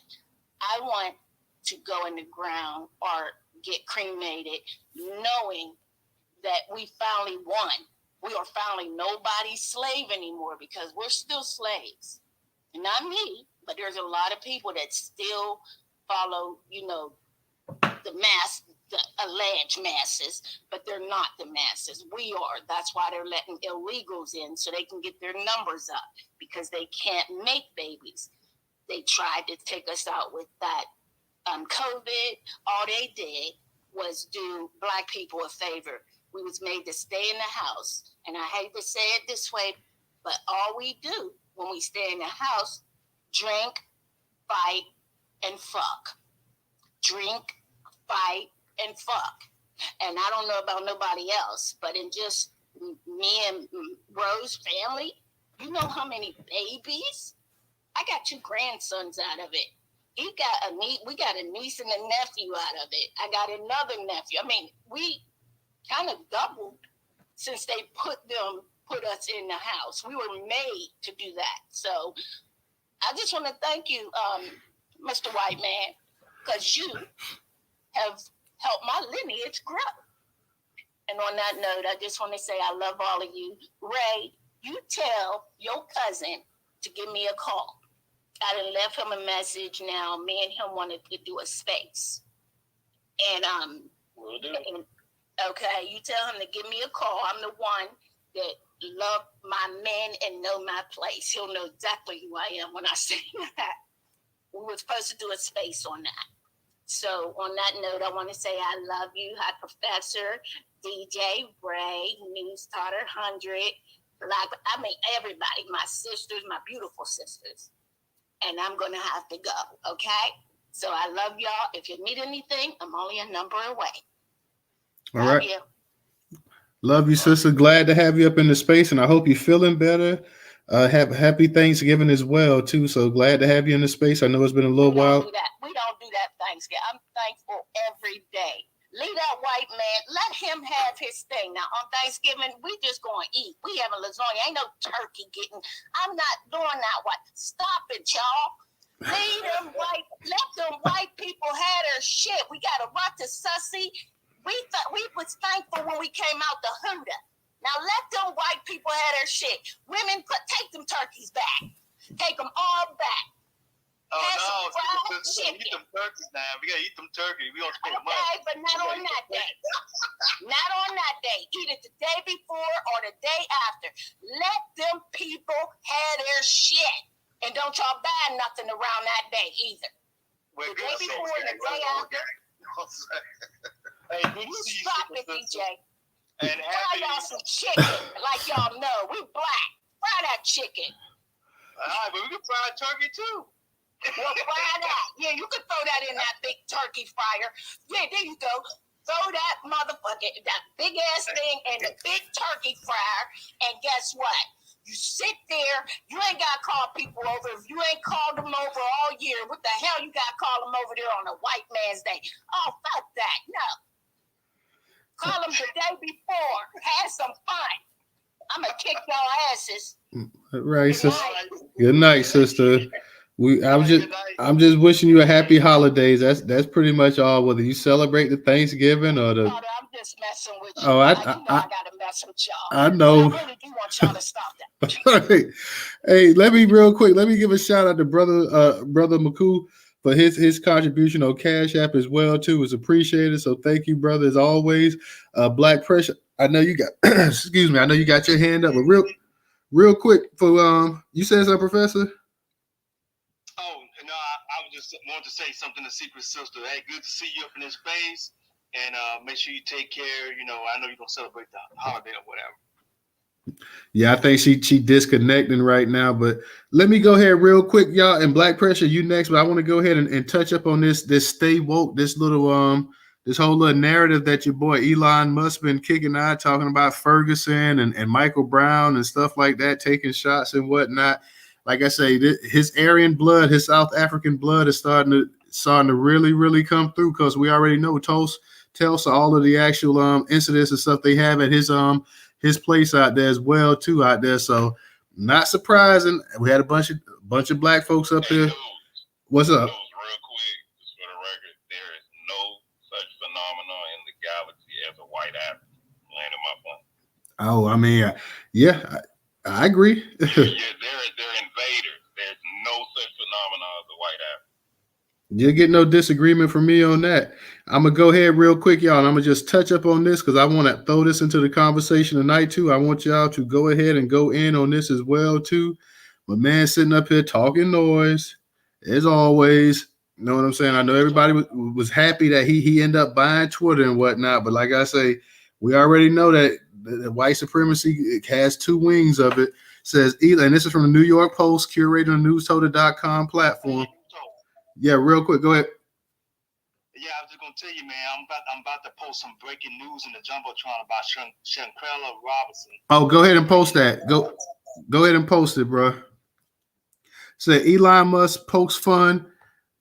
Elon Musk pokes fun at Stay Woke shirts found at Twitter headquarters. Elon Musk is literally cleaning out the closets of Twitter, laughing after a stack of unworn Stay Woke t-shirts. The world's richest man posted a video late Tuesday of him holding up one of the progressive slogan shirts, and the video seen more than 10.2 million times in just hours. Found in the closet at Twitter headquarters, FR, he captioned the clip, adding two laughing emojis to the message, in which FR is short for real. In the clip, someone could be heard chuckling as Musk 51 shows off a stacks of shirts, one of which Twitter co-founder Jack Dorsey had worn himself in 2016. Here we are at the merch thing. There's an entire closet full of hashtag woke t-shirts, Musk says over his laughing pal, who calls it secret closet. Musk tweets gained more than 378,000 likes, as well as a flood of anger. You must love losing perspective. Tells the customers, I'm woke. One person snapped back, bragging about having more than enough dollars to buy the car, auto, or home electrical system. But I won't be, because I won't send my hard-earned dollars to a company run by a guy who disparages people who care about other people to follow a complaint. A former Twitter employee, Saiban Messiah, asked Musk to please send them to me.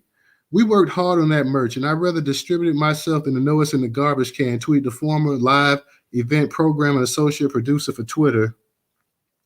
Noting the mass exodus since Musk bought the social platform, he asked sarcastically, is there anyone in those San Francisco office still?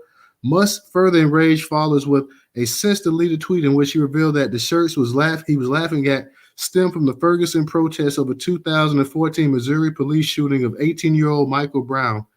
Obama's own DOJ proved this and exonerated the cop, Musk pointed out, of Officer Darren Wilson, who quit the force but was never charged. Hands up, don't shoot was made up, he said, of the rallying cry by protesters who claimed the teen had his hands up and surrendered when he was fatally shot. The whole thing is fiction, Musk said, deleting the tweet and instead posting a copy of the federal report that concluded there was no reliable evidence that Brown had his hands up. The Justice Department did, however, accuse Ferguson cops of racial bias and profiling in a damning report that led to the city manager, police chief, and judge all resigning. Brown's family also settled a wrongful death lawsuit with the city. Musk appeared to acknowledge as much in a later response to critics, in which he again said the Ferguson protests, if you believe Obama's DOJ, based on a false promise because the investigation ruled that Brown's shooting was unequivocally self-defense. That's not to say other injustices don't occur, but this does not seem to be one of them, he said. So once again, my man up here running his yapper. Like I say, everybody was happy that this boy, he's South African. You're right, Black Pressure. He's not in terms of the bloodline, but happy that this cat came up here and talk about how Twitter was going to be different and this and that and all this other malarkey and all this other bull and whatnot.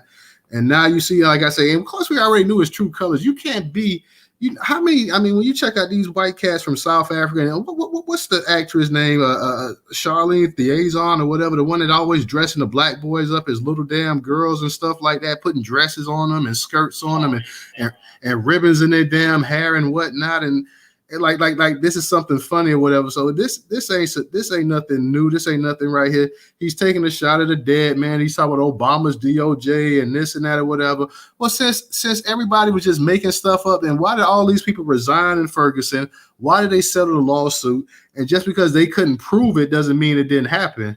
And also, let me give a shout out to you, Michelle, too, for your contribution on Cash App. So this is just more and more garbage from this man right here. Like I say, I'm not a fan of him. I know he owns his platform, and anytime he wants to snap his fingers, he could suspend all the accounts or ban the accounts or this and that. But whatever.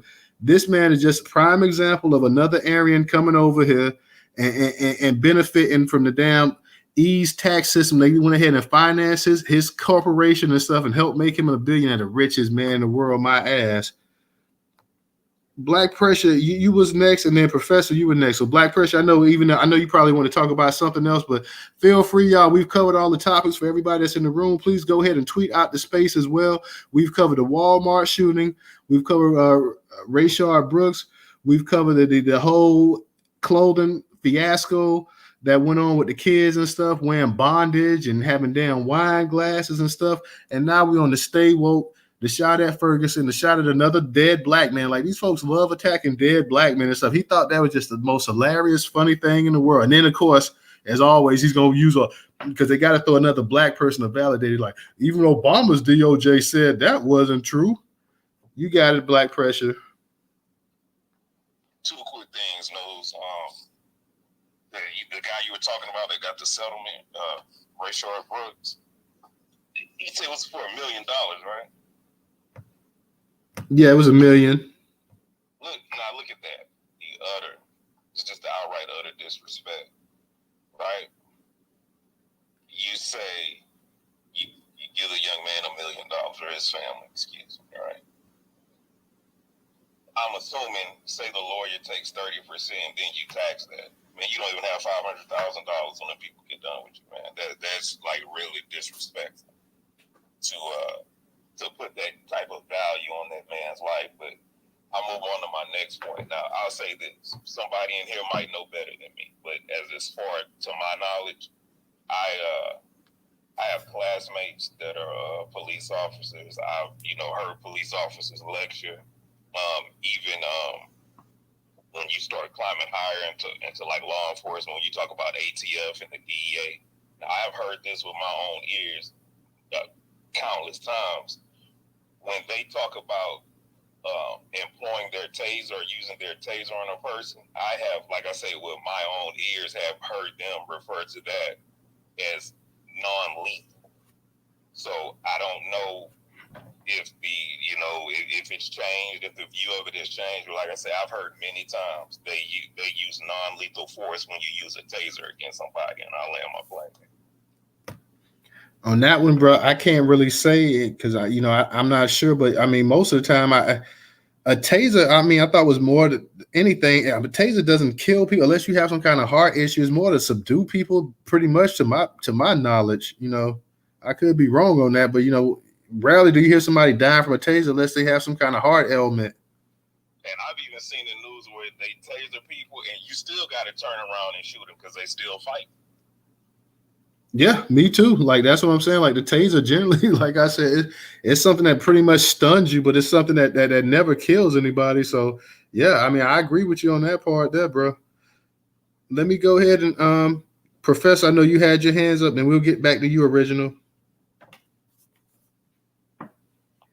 Yeah, in the Jumbotron, everyone, we have touched on the Shanquella Robinson case.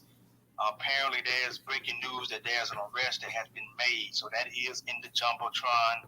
From what I read, it has something to do with the friend is being charged. It don't sound like everyone's being charged, but it sounds like they have already decided to make a charge for the friend.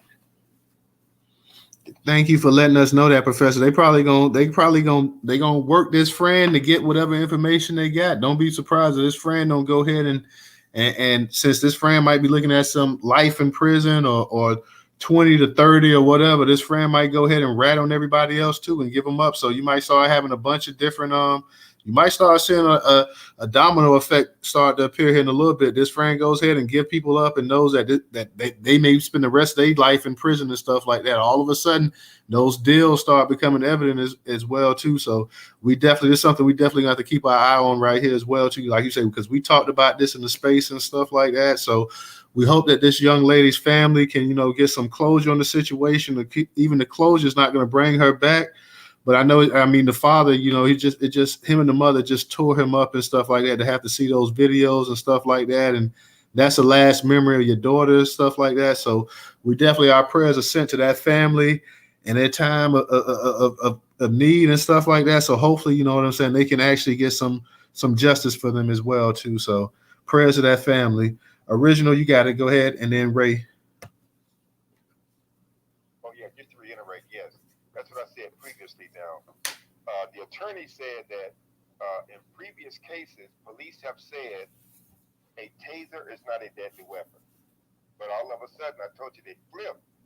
And then they wanted to make the taser a deadly weapon. And then this stank DA that we have, she didn't want to prosecute the case because, see, the police, they backed her to become DA. And so she don't want to go against them. This is, all this has to do with people patting each other on the back and doing favors. That's what this has to do with. Like I said, Rayshard kicked those two police officers' ass, and they got mad. And when he was running, because it's like there wasn't any reason for him to be shot in the back. And like the attorney said, they've said it numerous times that a taser was not a deadly weapon. But see, Fannie did this. She made it possible because Danny Porter, racist, the other white guy who she pulled in to oversee this case, racist, and so that's how those charges were dropped. It wasn't that because Fannie didn't want to do it, because she knew if she had done it, she may still be in trouble because she gave the case to known racists to look at, and they decided that there wasn't a law that was broken, that the police didn't break the law. So that's what happened with that.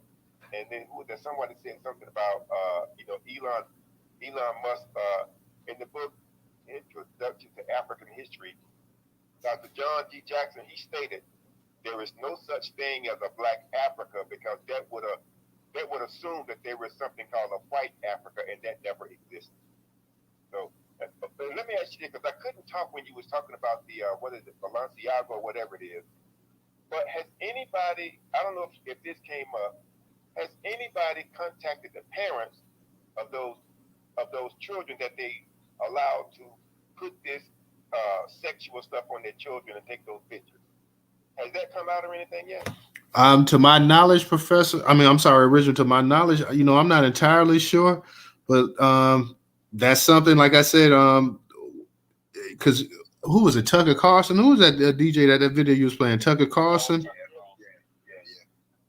I'm sure something. I'm thinking now, because let's be for real, these are white kids and things too that's being put on these actual commercials. So something's gonna happen. You'll have some heads roll and stuff like that.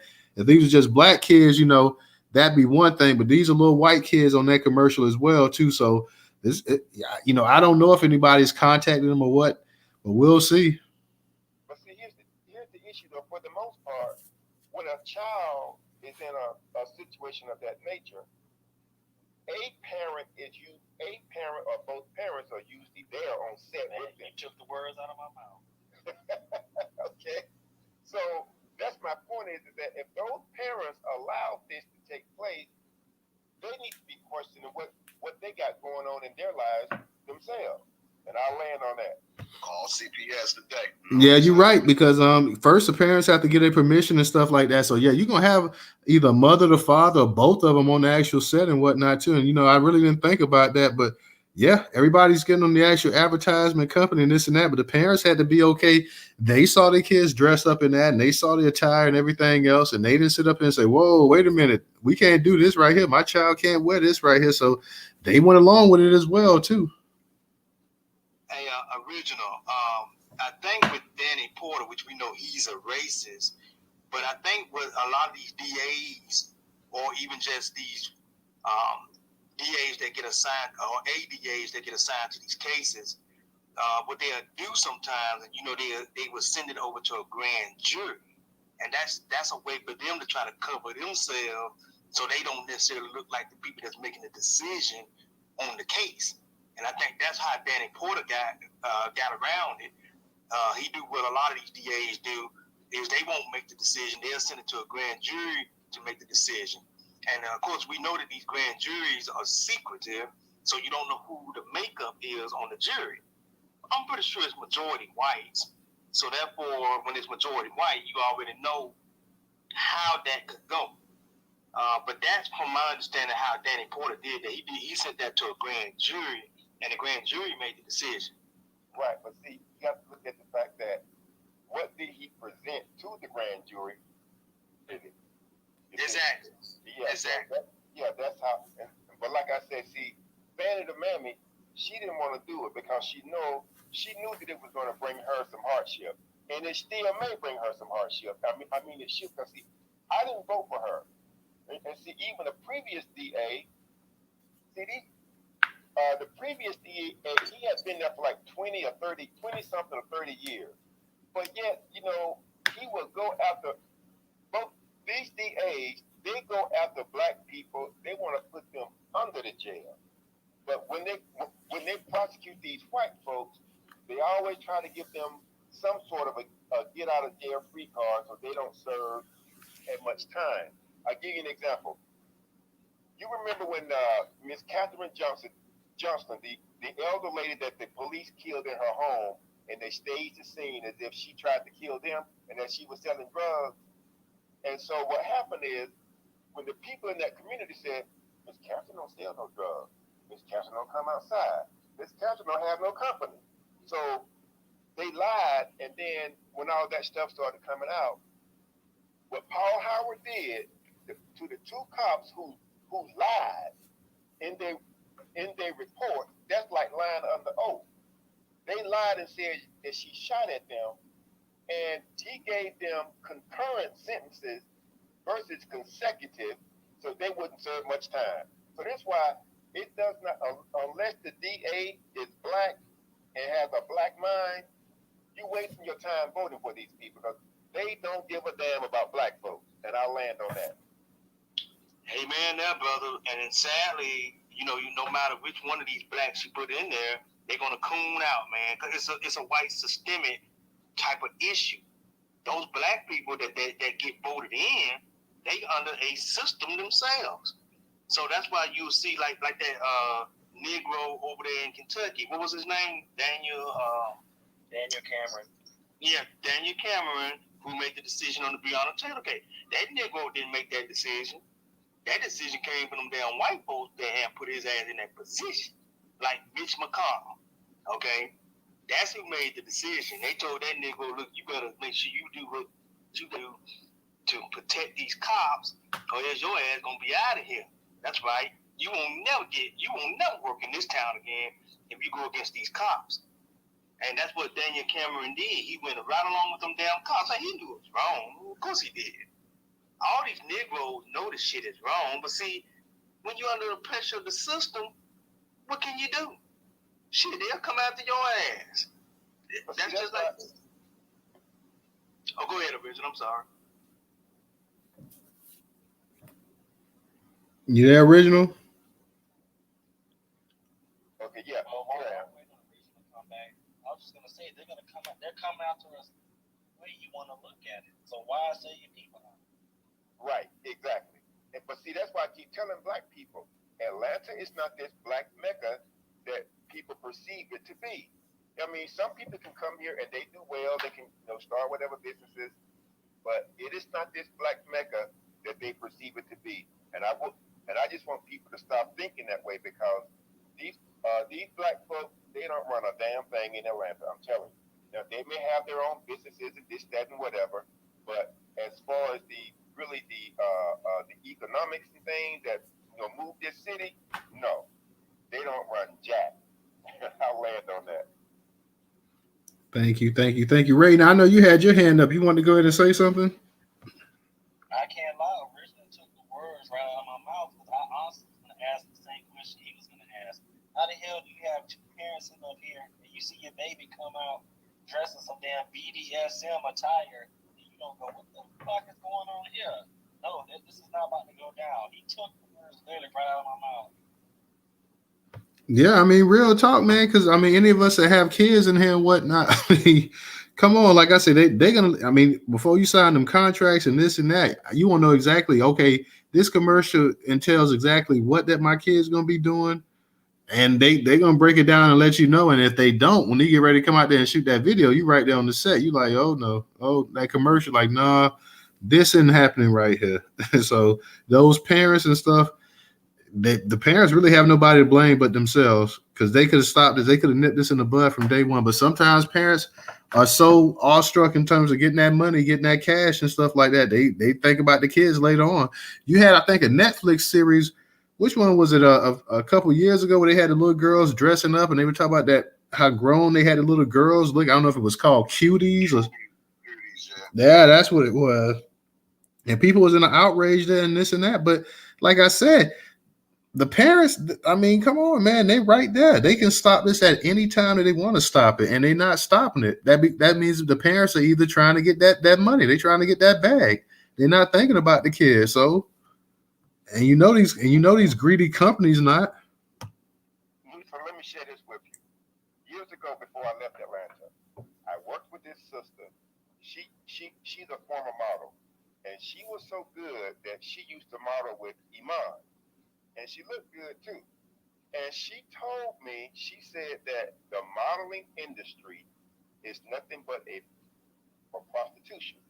And so what happened to her is this dirty old white boy wanted to take her to dinner or lunch or whatever, and she kept, rebuffing him. And so finally, her agency convinced her to go to have dinner or lunch or whatever it was. And he was telling her that he could make her supermodel this and supermodel that. And so, but he wanted her to speak with him. And she said, no. She said, my parents raised me better than that. The agency fired her. And so what happened, she was getting ready to get out of the modeling industry altogether. But Iman would pull her into other jobs that she would get to try to keep her working. And then eventually, she said she was home one day and just saw that all she had was her look. So she took the money she had and she put herself through school. And so, like I said, she said that she would never allow one of her children to go into the modeling industry because she said it's nothing but a front for prostitution. And that came from a former model. And see, and now look at Tyra. I call her Tyra Stink. When I was in California, she had what's that little modeling show, whatever she had. So this one young sister that was on there, they wanted her to allow some man to put paint on her body, and they were going to take pictures of her. And she told them, she said, well, look, my belief, this doesn't coincide with my belief, and she wouldn't do it. And then so they kicked her off the show that night. But I was just so happy that the sister, she followed the morals that her parents gave her, and not to go down the degenerate road with degenerate, low down Tyra Stink. I started calling her Tyra Stink after that.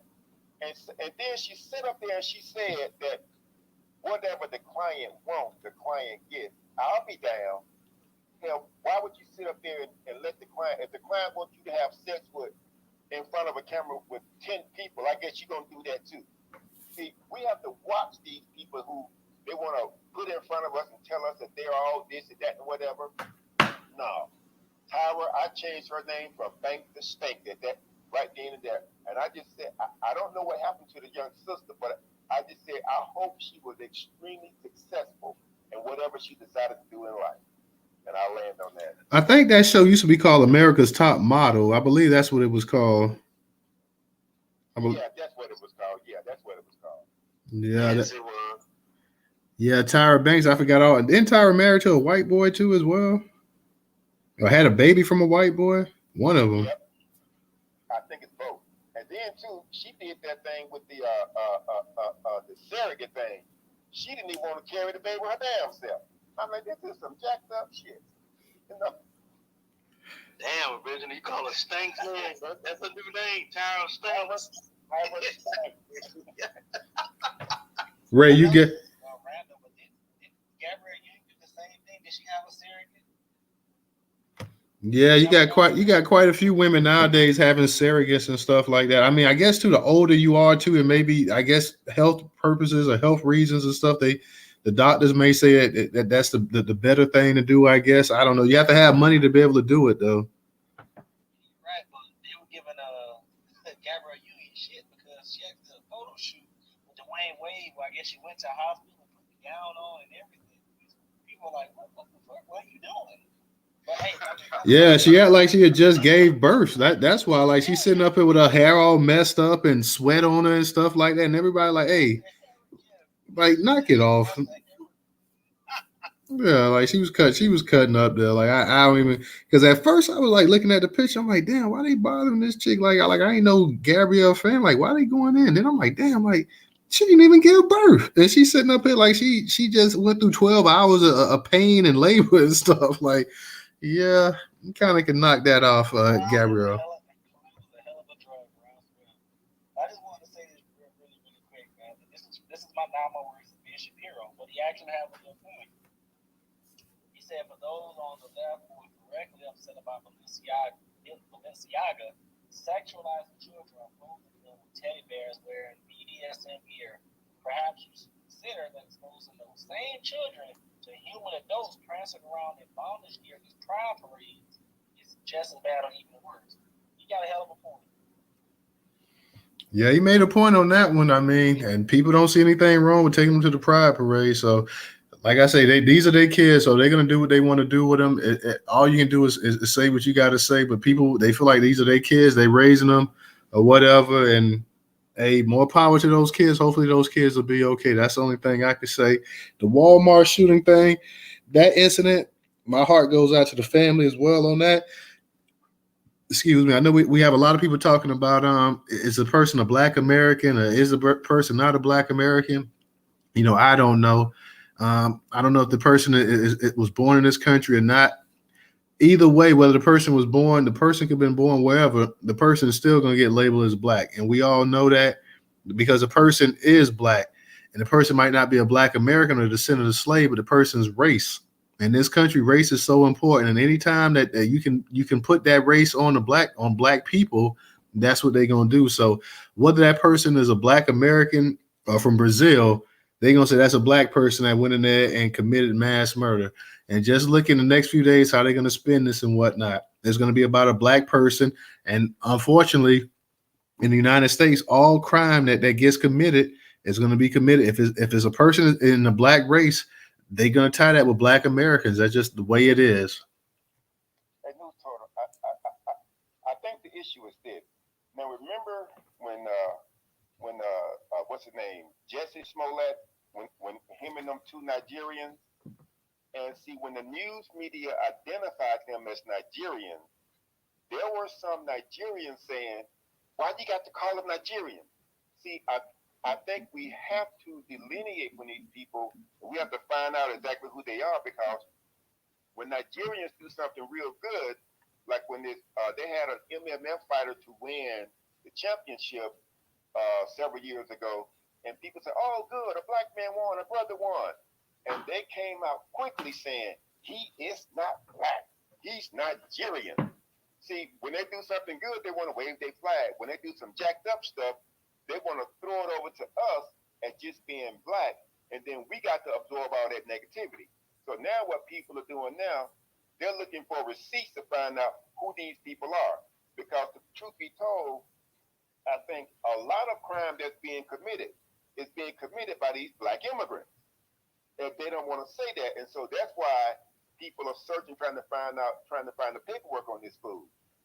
You know, I get what you're saying, original, and I'm not disagreeing with you. I'm saying, but just based on how we know they do the crime statistics and stuff like that, they're not going to sit up here and say, "Well, this is a black person from the Caribbean, or this is a black person from Europe, or this is a black person from Africa, or this and that." They're going to say they're going to add up all the crime statistics. They're going to put all of it together. They're going to say that this was a black person, and by a black person, the first thing that people immediately going to think to mind is it was a black American. So even, and sometimes they will say they will, because I think the person that, I don't know if it was that girl that time that went in the airport and had a gun or whatever, they did say she was a Nigerian American. But at the same time, when they started doing their little FBI statistics and this and that and crime stats and this and that, they're gonna file it all under the same category as black. Like if you live in this country and you commit a crime and you black, then it's gonna be like, hey, they putting everything together. Well, yeah, but see, that's why now people are trying to get the like the census and all these other tracking organizations to change their documentation to show that, okay, you're black, and put down these different categories if you're Caribbean, if you're African, or whatever, because they're getting a get out of jail free card off of us because we identify as being black. And just like now, you got this guy, his name is Obafemi something. He wrote a book. Now, he's not one of us, but he has written this book about rethinking reparations, trying to say that we need to include, in order for us to get reparations, we have to include all these people.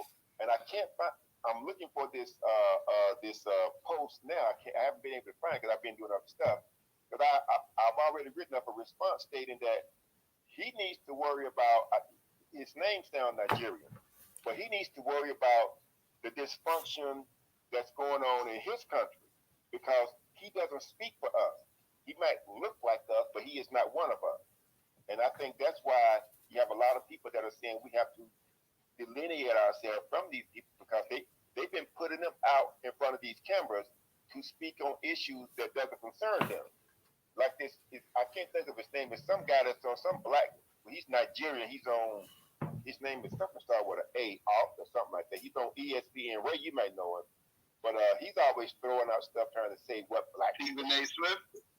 He's talking about Emmanuel Macho. He's a former football. Ocho. Who played in Texas. Emmanuel Ocho. Emmanuel Ocho. Yeah, he needs to shut the hell up. He needs to shut up about our issues, man, because he's not black American. And his NFL career was trash. It sure was. Yeah, it sure was. But original, I'm not disagreeing. That's the only thing I'm saying. I'm not disagreeing what you're saying. And you can see out there in California with the reparation thing that they talk about trying to actually and we had a space about that months ago before the whole Negro thing and stuff started going. Me, DJ Ray, we had a space where we were talking about should Black Americans, should we go from African American back to Black American, and we had the whole thing, and then Irie started doing the Negro thing and this and that. And it just kind of just exploded from that there. But we had a space talking about actually should we change from African American to Black American or American Negro or whatever this and that. So we had a space a couple months ago, but maybe back in August on that. So we were actually talking about that back then as well too. So, I'm not in disagreement with you on that. I'm just saying you're talking about us here in this Twitter space, and you're talking about some of us on social media. So even if you're talking about a couple million of us, the general consensus is that outside of Twitter, outside of social media, the average person and stuff, and that's even the average Black American, when somebody commits a crime or whatever, especially if it's a heinous crime and it's a Black person that does it, the first thing you can hear, especially a lot of Black people, like, why don't Black people go ahead and sit down? What's wrong with Black people? Why are Black people doing this kind of stuff? Like, even if that person is from across the water or whatever. So we're still going to be tied in. And I'm saying when it comes to the statistics, until they actually do make that change, which, you may get California to do it, but until it's a nationwide change on the actual census and stuff like that, you're going to still get people tied into the actual crime data and stuff like that. You're going to still, I don't care if you came from Haiti and whatever. If you commit a crime over here, that's going to be tied into Black crime, all of it. So until they actually go ahead and they start saying, well, we're going to separate Black American from African American and Caribbean American and this and diaspora American and all this other stuff, it's still going to be tied in together.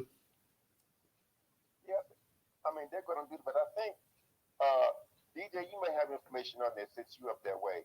I had heard someone say that the state of New York has started to allow people to, delineate and identify themselves as to their country of origin if they're black, and stop just linking all black people together. Because I'm like this at this point. I used to be part of that blackness with the Pan African, but once I started seeing how these people were, I was like, oh no, forget that.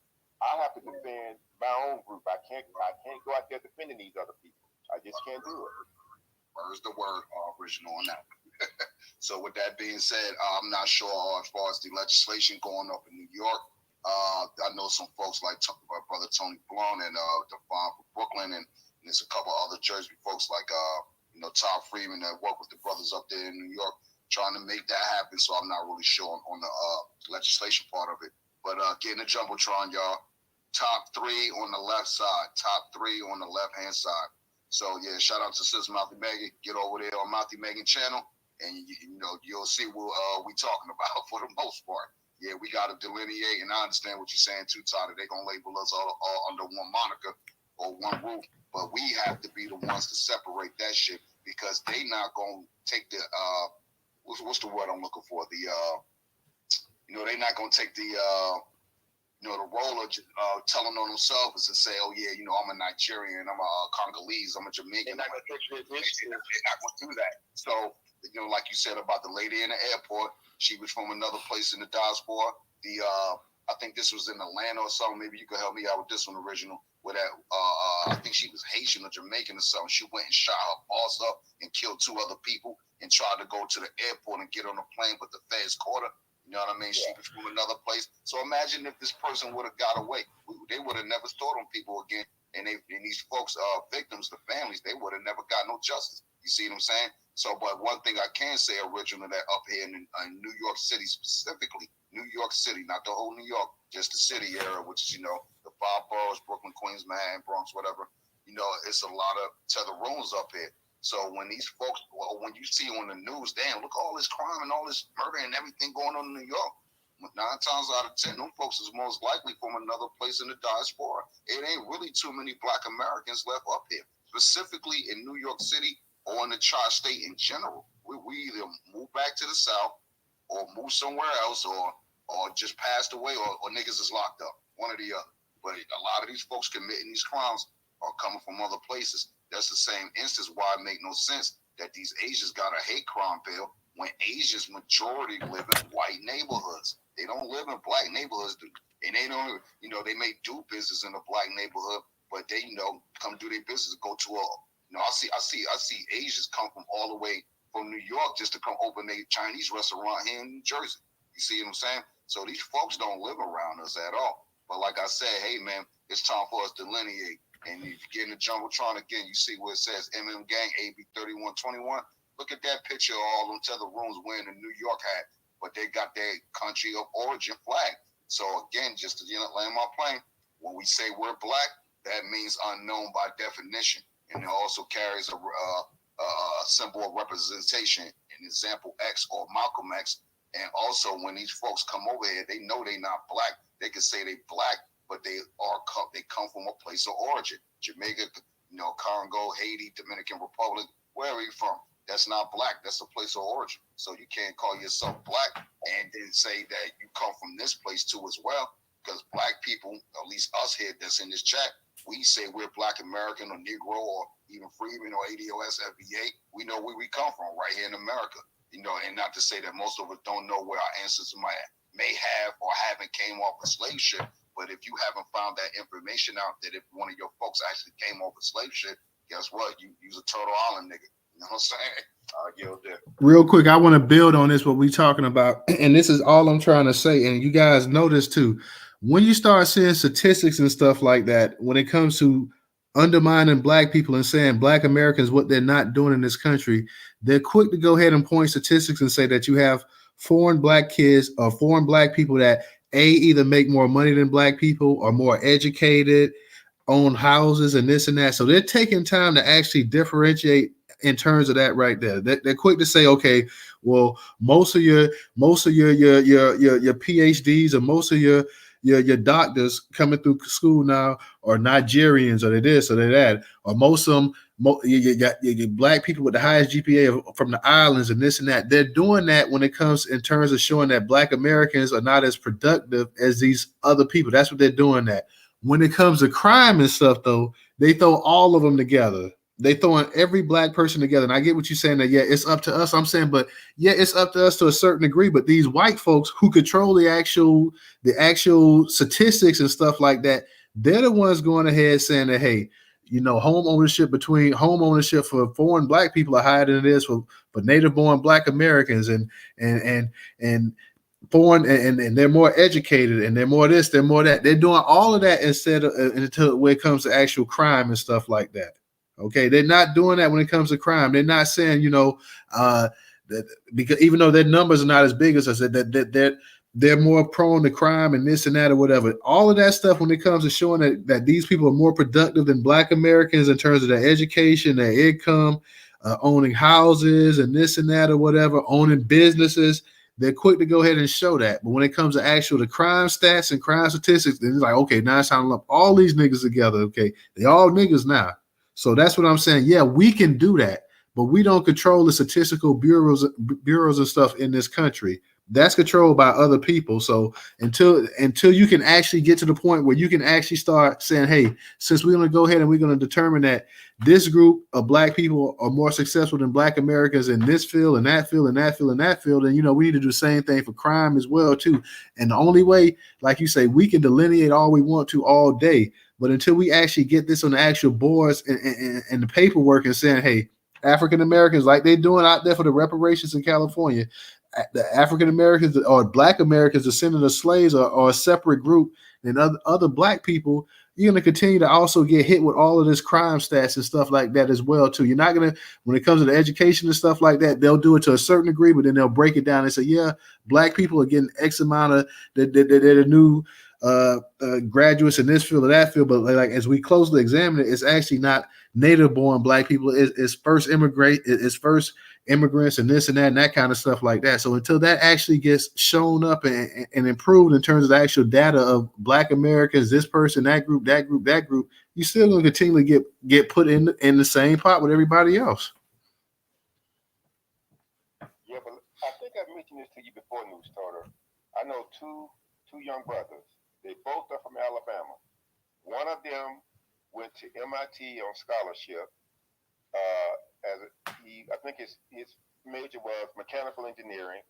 Then he attended Georgia Tech under the graduate assistance program, and he went through their what do they call it? It's out of the College of Architecture, something industrial design, and he graduated without any debt. He went throughout his entire schooling, on scholarship, so he don't have any debt. And this other brother, he is out of Alabama too. He was taking summer courses, and his summer course. You know how quick summer school move when you're in college, right? So this is his summer courses was calculus, chemistry, physics, and his easy course was political science. The white kids and the Asians was coming to him for help because they didn't know what the hell they was doing in physics, chemistry, and calculus. So so I think sometimes with some of this stuff, they will undercount what true black Americans are doing to try to, put a divide between us and the rest of these people, because there are some smart young black Americans out there, because I've encountered some of them. And the one guy that went to MIT, he invented a walker because his grandmother was having issues getting up and sitting down in chairs and things. He invented this stand-up walker where it'll collapse down so she could push herself up out of the chair because she had fallen several times. So we do have those students out there, because there was a little guy where years ago he was the smartest child in the class, And so the teacher had skewed his grade because she wanted to make this little white boy the smartest one in the class. And so his mother, what she would do, she kept all their paperwork, all their grades, and she would calculate their grades each time they got a report card to make sure they got the right grade. And then she saw that he didn't get the right grade, and she went to that school and she raised hell. So we got those tactics that are going on as well that we have to deal with on whatever level. But I just want to put that out there because I don't see a lot, because a lot of these people that are from a lot of these foreigners, they're working with like Uber and they're working retail jobs and things like that. They're not, I mean, they're doing some things, but I think they're overrated. And I'll land on that. And yeah, I'm not disagreeing that we got a lot of black people out there that's doing great things and accomplishing great things. And I'm sure if you were to go by the sheer number, despite what people say, I'm sure it's got to be a lot. It's a lot more than what they say. But like I'm saying, just when they started going ahead and they start trying to distinguish them in certain fields and certain things and accomplishments and saying, okay, well, this person is, and they've been doing that. You got a higher number of Africans or Nigerians or whatever at HBCUs now than black born people and this and that and all this stuff. Like they're using this kind of data to go ahead and try to I agree with you, to downplay what black Americans are actually accomplishing. But I'm saying at the same time, they use that to downplay in certain things and trying to say that you guys aren't as intelligent or you guys aren't working as hard as these people, as this group of black people that came over here that weren't descendants of slaves, and they don't use slavery as an excuse and this and that. But I'm saying at the same hand, when it's time to go ahead and start doing things that's going to be negative towards black people in terms of crime and stuff like that, then they lump everybody together. So at that time, they want to go ahead and differentiate, but then we want to do the flat blackness when they think it's going to be something that's going to be negative towards black Americans. DJ, you got your hand up?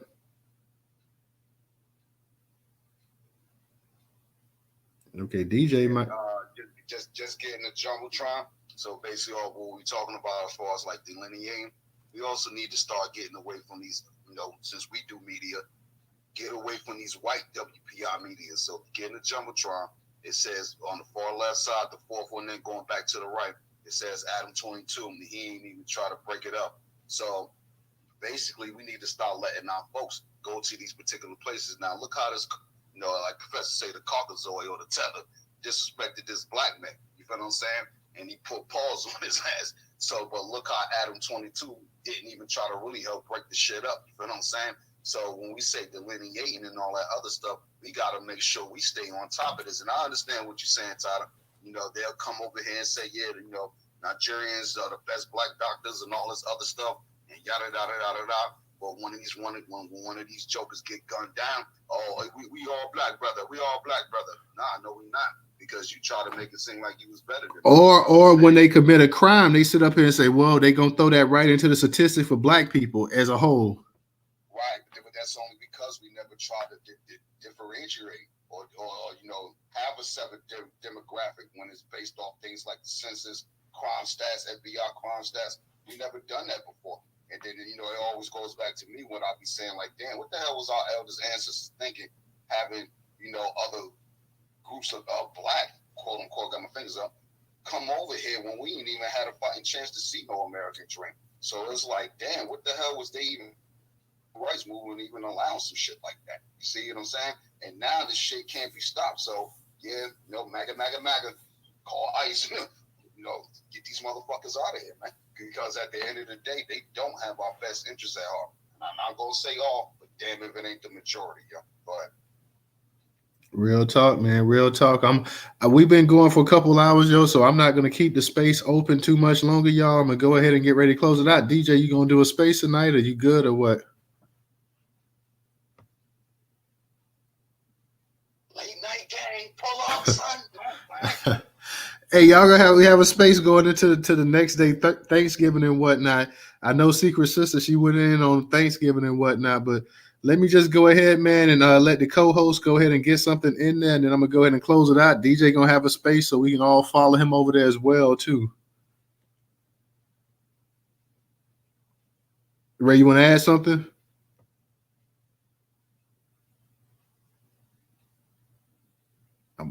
I think Ray, he must be calling the Matrix because he got his hands up. So DJ, I'm gonna let you go ahead and add something, and then we'll go ahead and kick it over to your space. Also, guys, make sure you guys follow us. So go ahead and follow us on YouTube. Go ahead and follow us. That's why I constantly put the YouTube channel up in the Jumbotron. I couldn't post anything because I just got off suspension. So go ahead and follow us on YouTube. We're gonna head over here to DJ space in a second as well too. Make sure you subscribe to the newsletter. I don't think I put the newsletter in there, but I'll put that in there another time. But you guys make sure if you go to newstoter.com, you'll have the actual pop-up. So if you want to go there now. The pop-up will pop up. All it's going to ask you for is your email address. Put that in there. You'll get a verification link. Click that in your email, and just like that, you subscribe to the newsletter. Help us grow with the YouTube channel, the newsletter. Make sure you guys are visiting Newstoter.com daily, the largest curator of Black news a day in America. Support us if you can on Cash App, even if it's just $1. That's $ Newstoter. That's $ Newstoter. Once again, $ Newstoter. DJ, you want to say something before we close it out? Hey, did Ray come back up? I think he's in the Matrix, though. Yeah, Ray in the Matrix. Yeah, we can hear you. We can hear you now. Just really quick, I don't have anything really, that had anything to do with tonight, but the sister last night, and I hate to bring this up, but it's just been on my mind heavy. The one that said she was homicidal, suicidal, all that good stuff, man. Let's please reach out to that sister, man, because it's the holidays. You never know what people got going on, man. So I forget who the sister was, man, but that's all off. That's our sister. Yeah, we hollered at her. We hollered at her, and we're gonna keep hollering at her. So yeah, we're gonna keep hollering at our sister. Hey, yeah, Jumbotron, y'all. Day, and I told her I'm just checking to see if you're good, and she said she was good. I told her that I would be, checking on her to make sure she's good, because you all need to get her book. If you read her book, you will understand why she said what she said. Because these people, they have done a number on her, and not only that, they began to attack her family, and that's where it got real shitty, And the things that they was doing to her on her job, and there were some other Black people who, again, they don't want to get involved. They scared they're gonna lose their check. I mean, at some point, you just might have to go. Damn, a check. I got to go for what I know, and I got to end with my people. But yeah, if you purchase her book and read it, you will really understand why she said what she said last night in our land. Yeah, with that being said, everybody get in the Jumbotron, the top left side.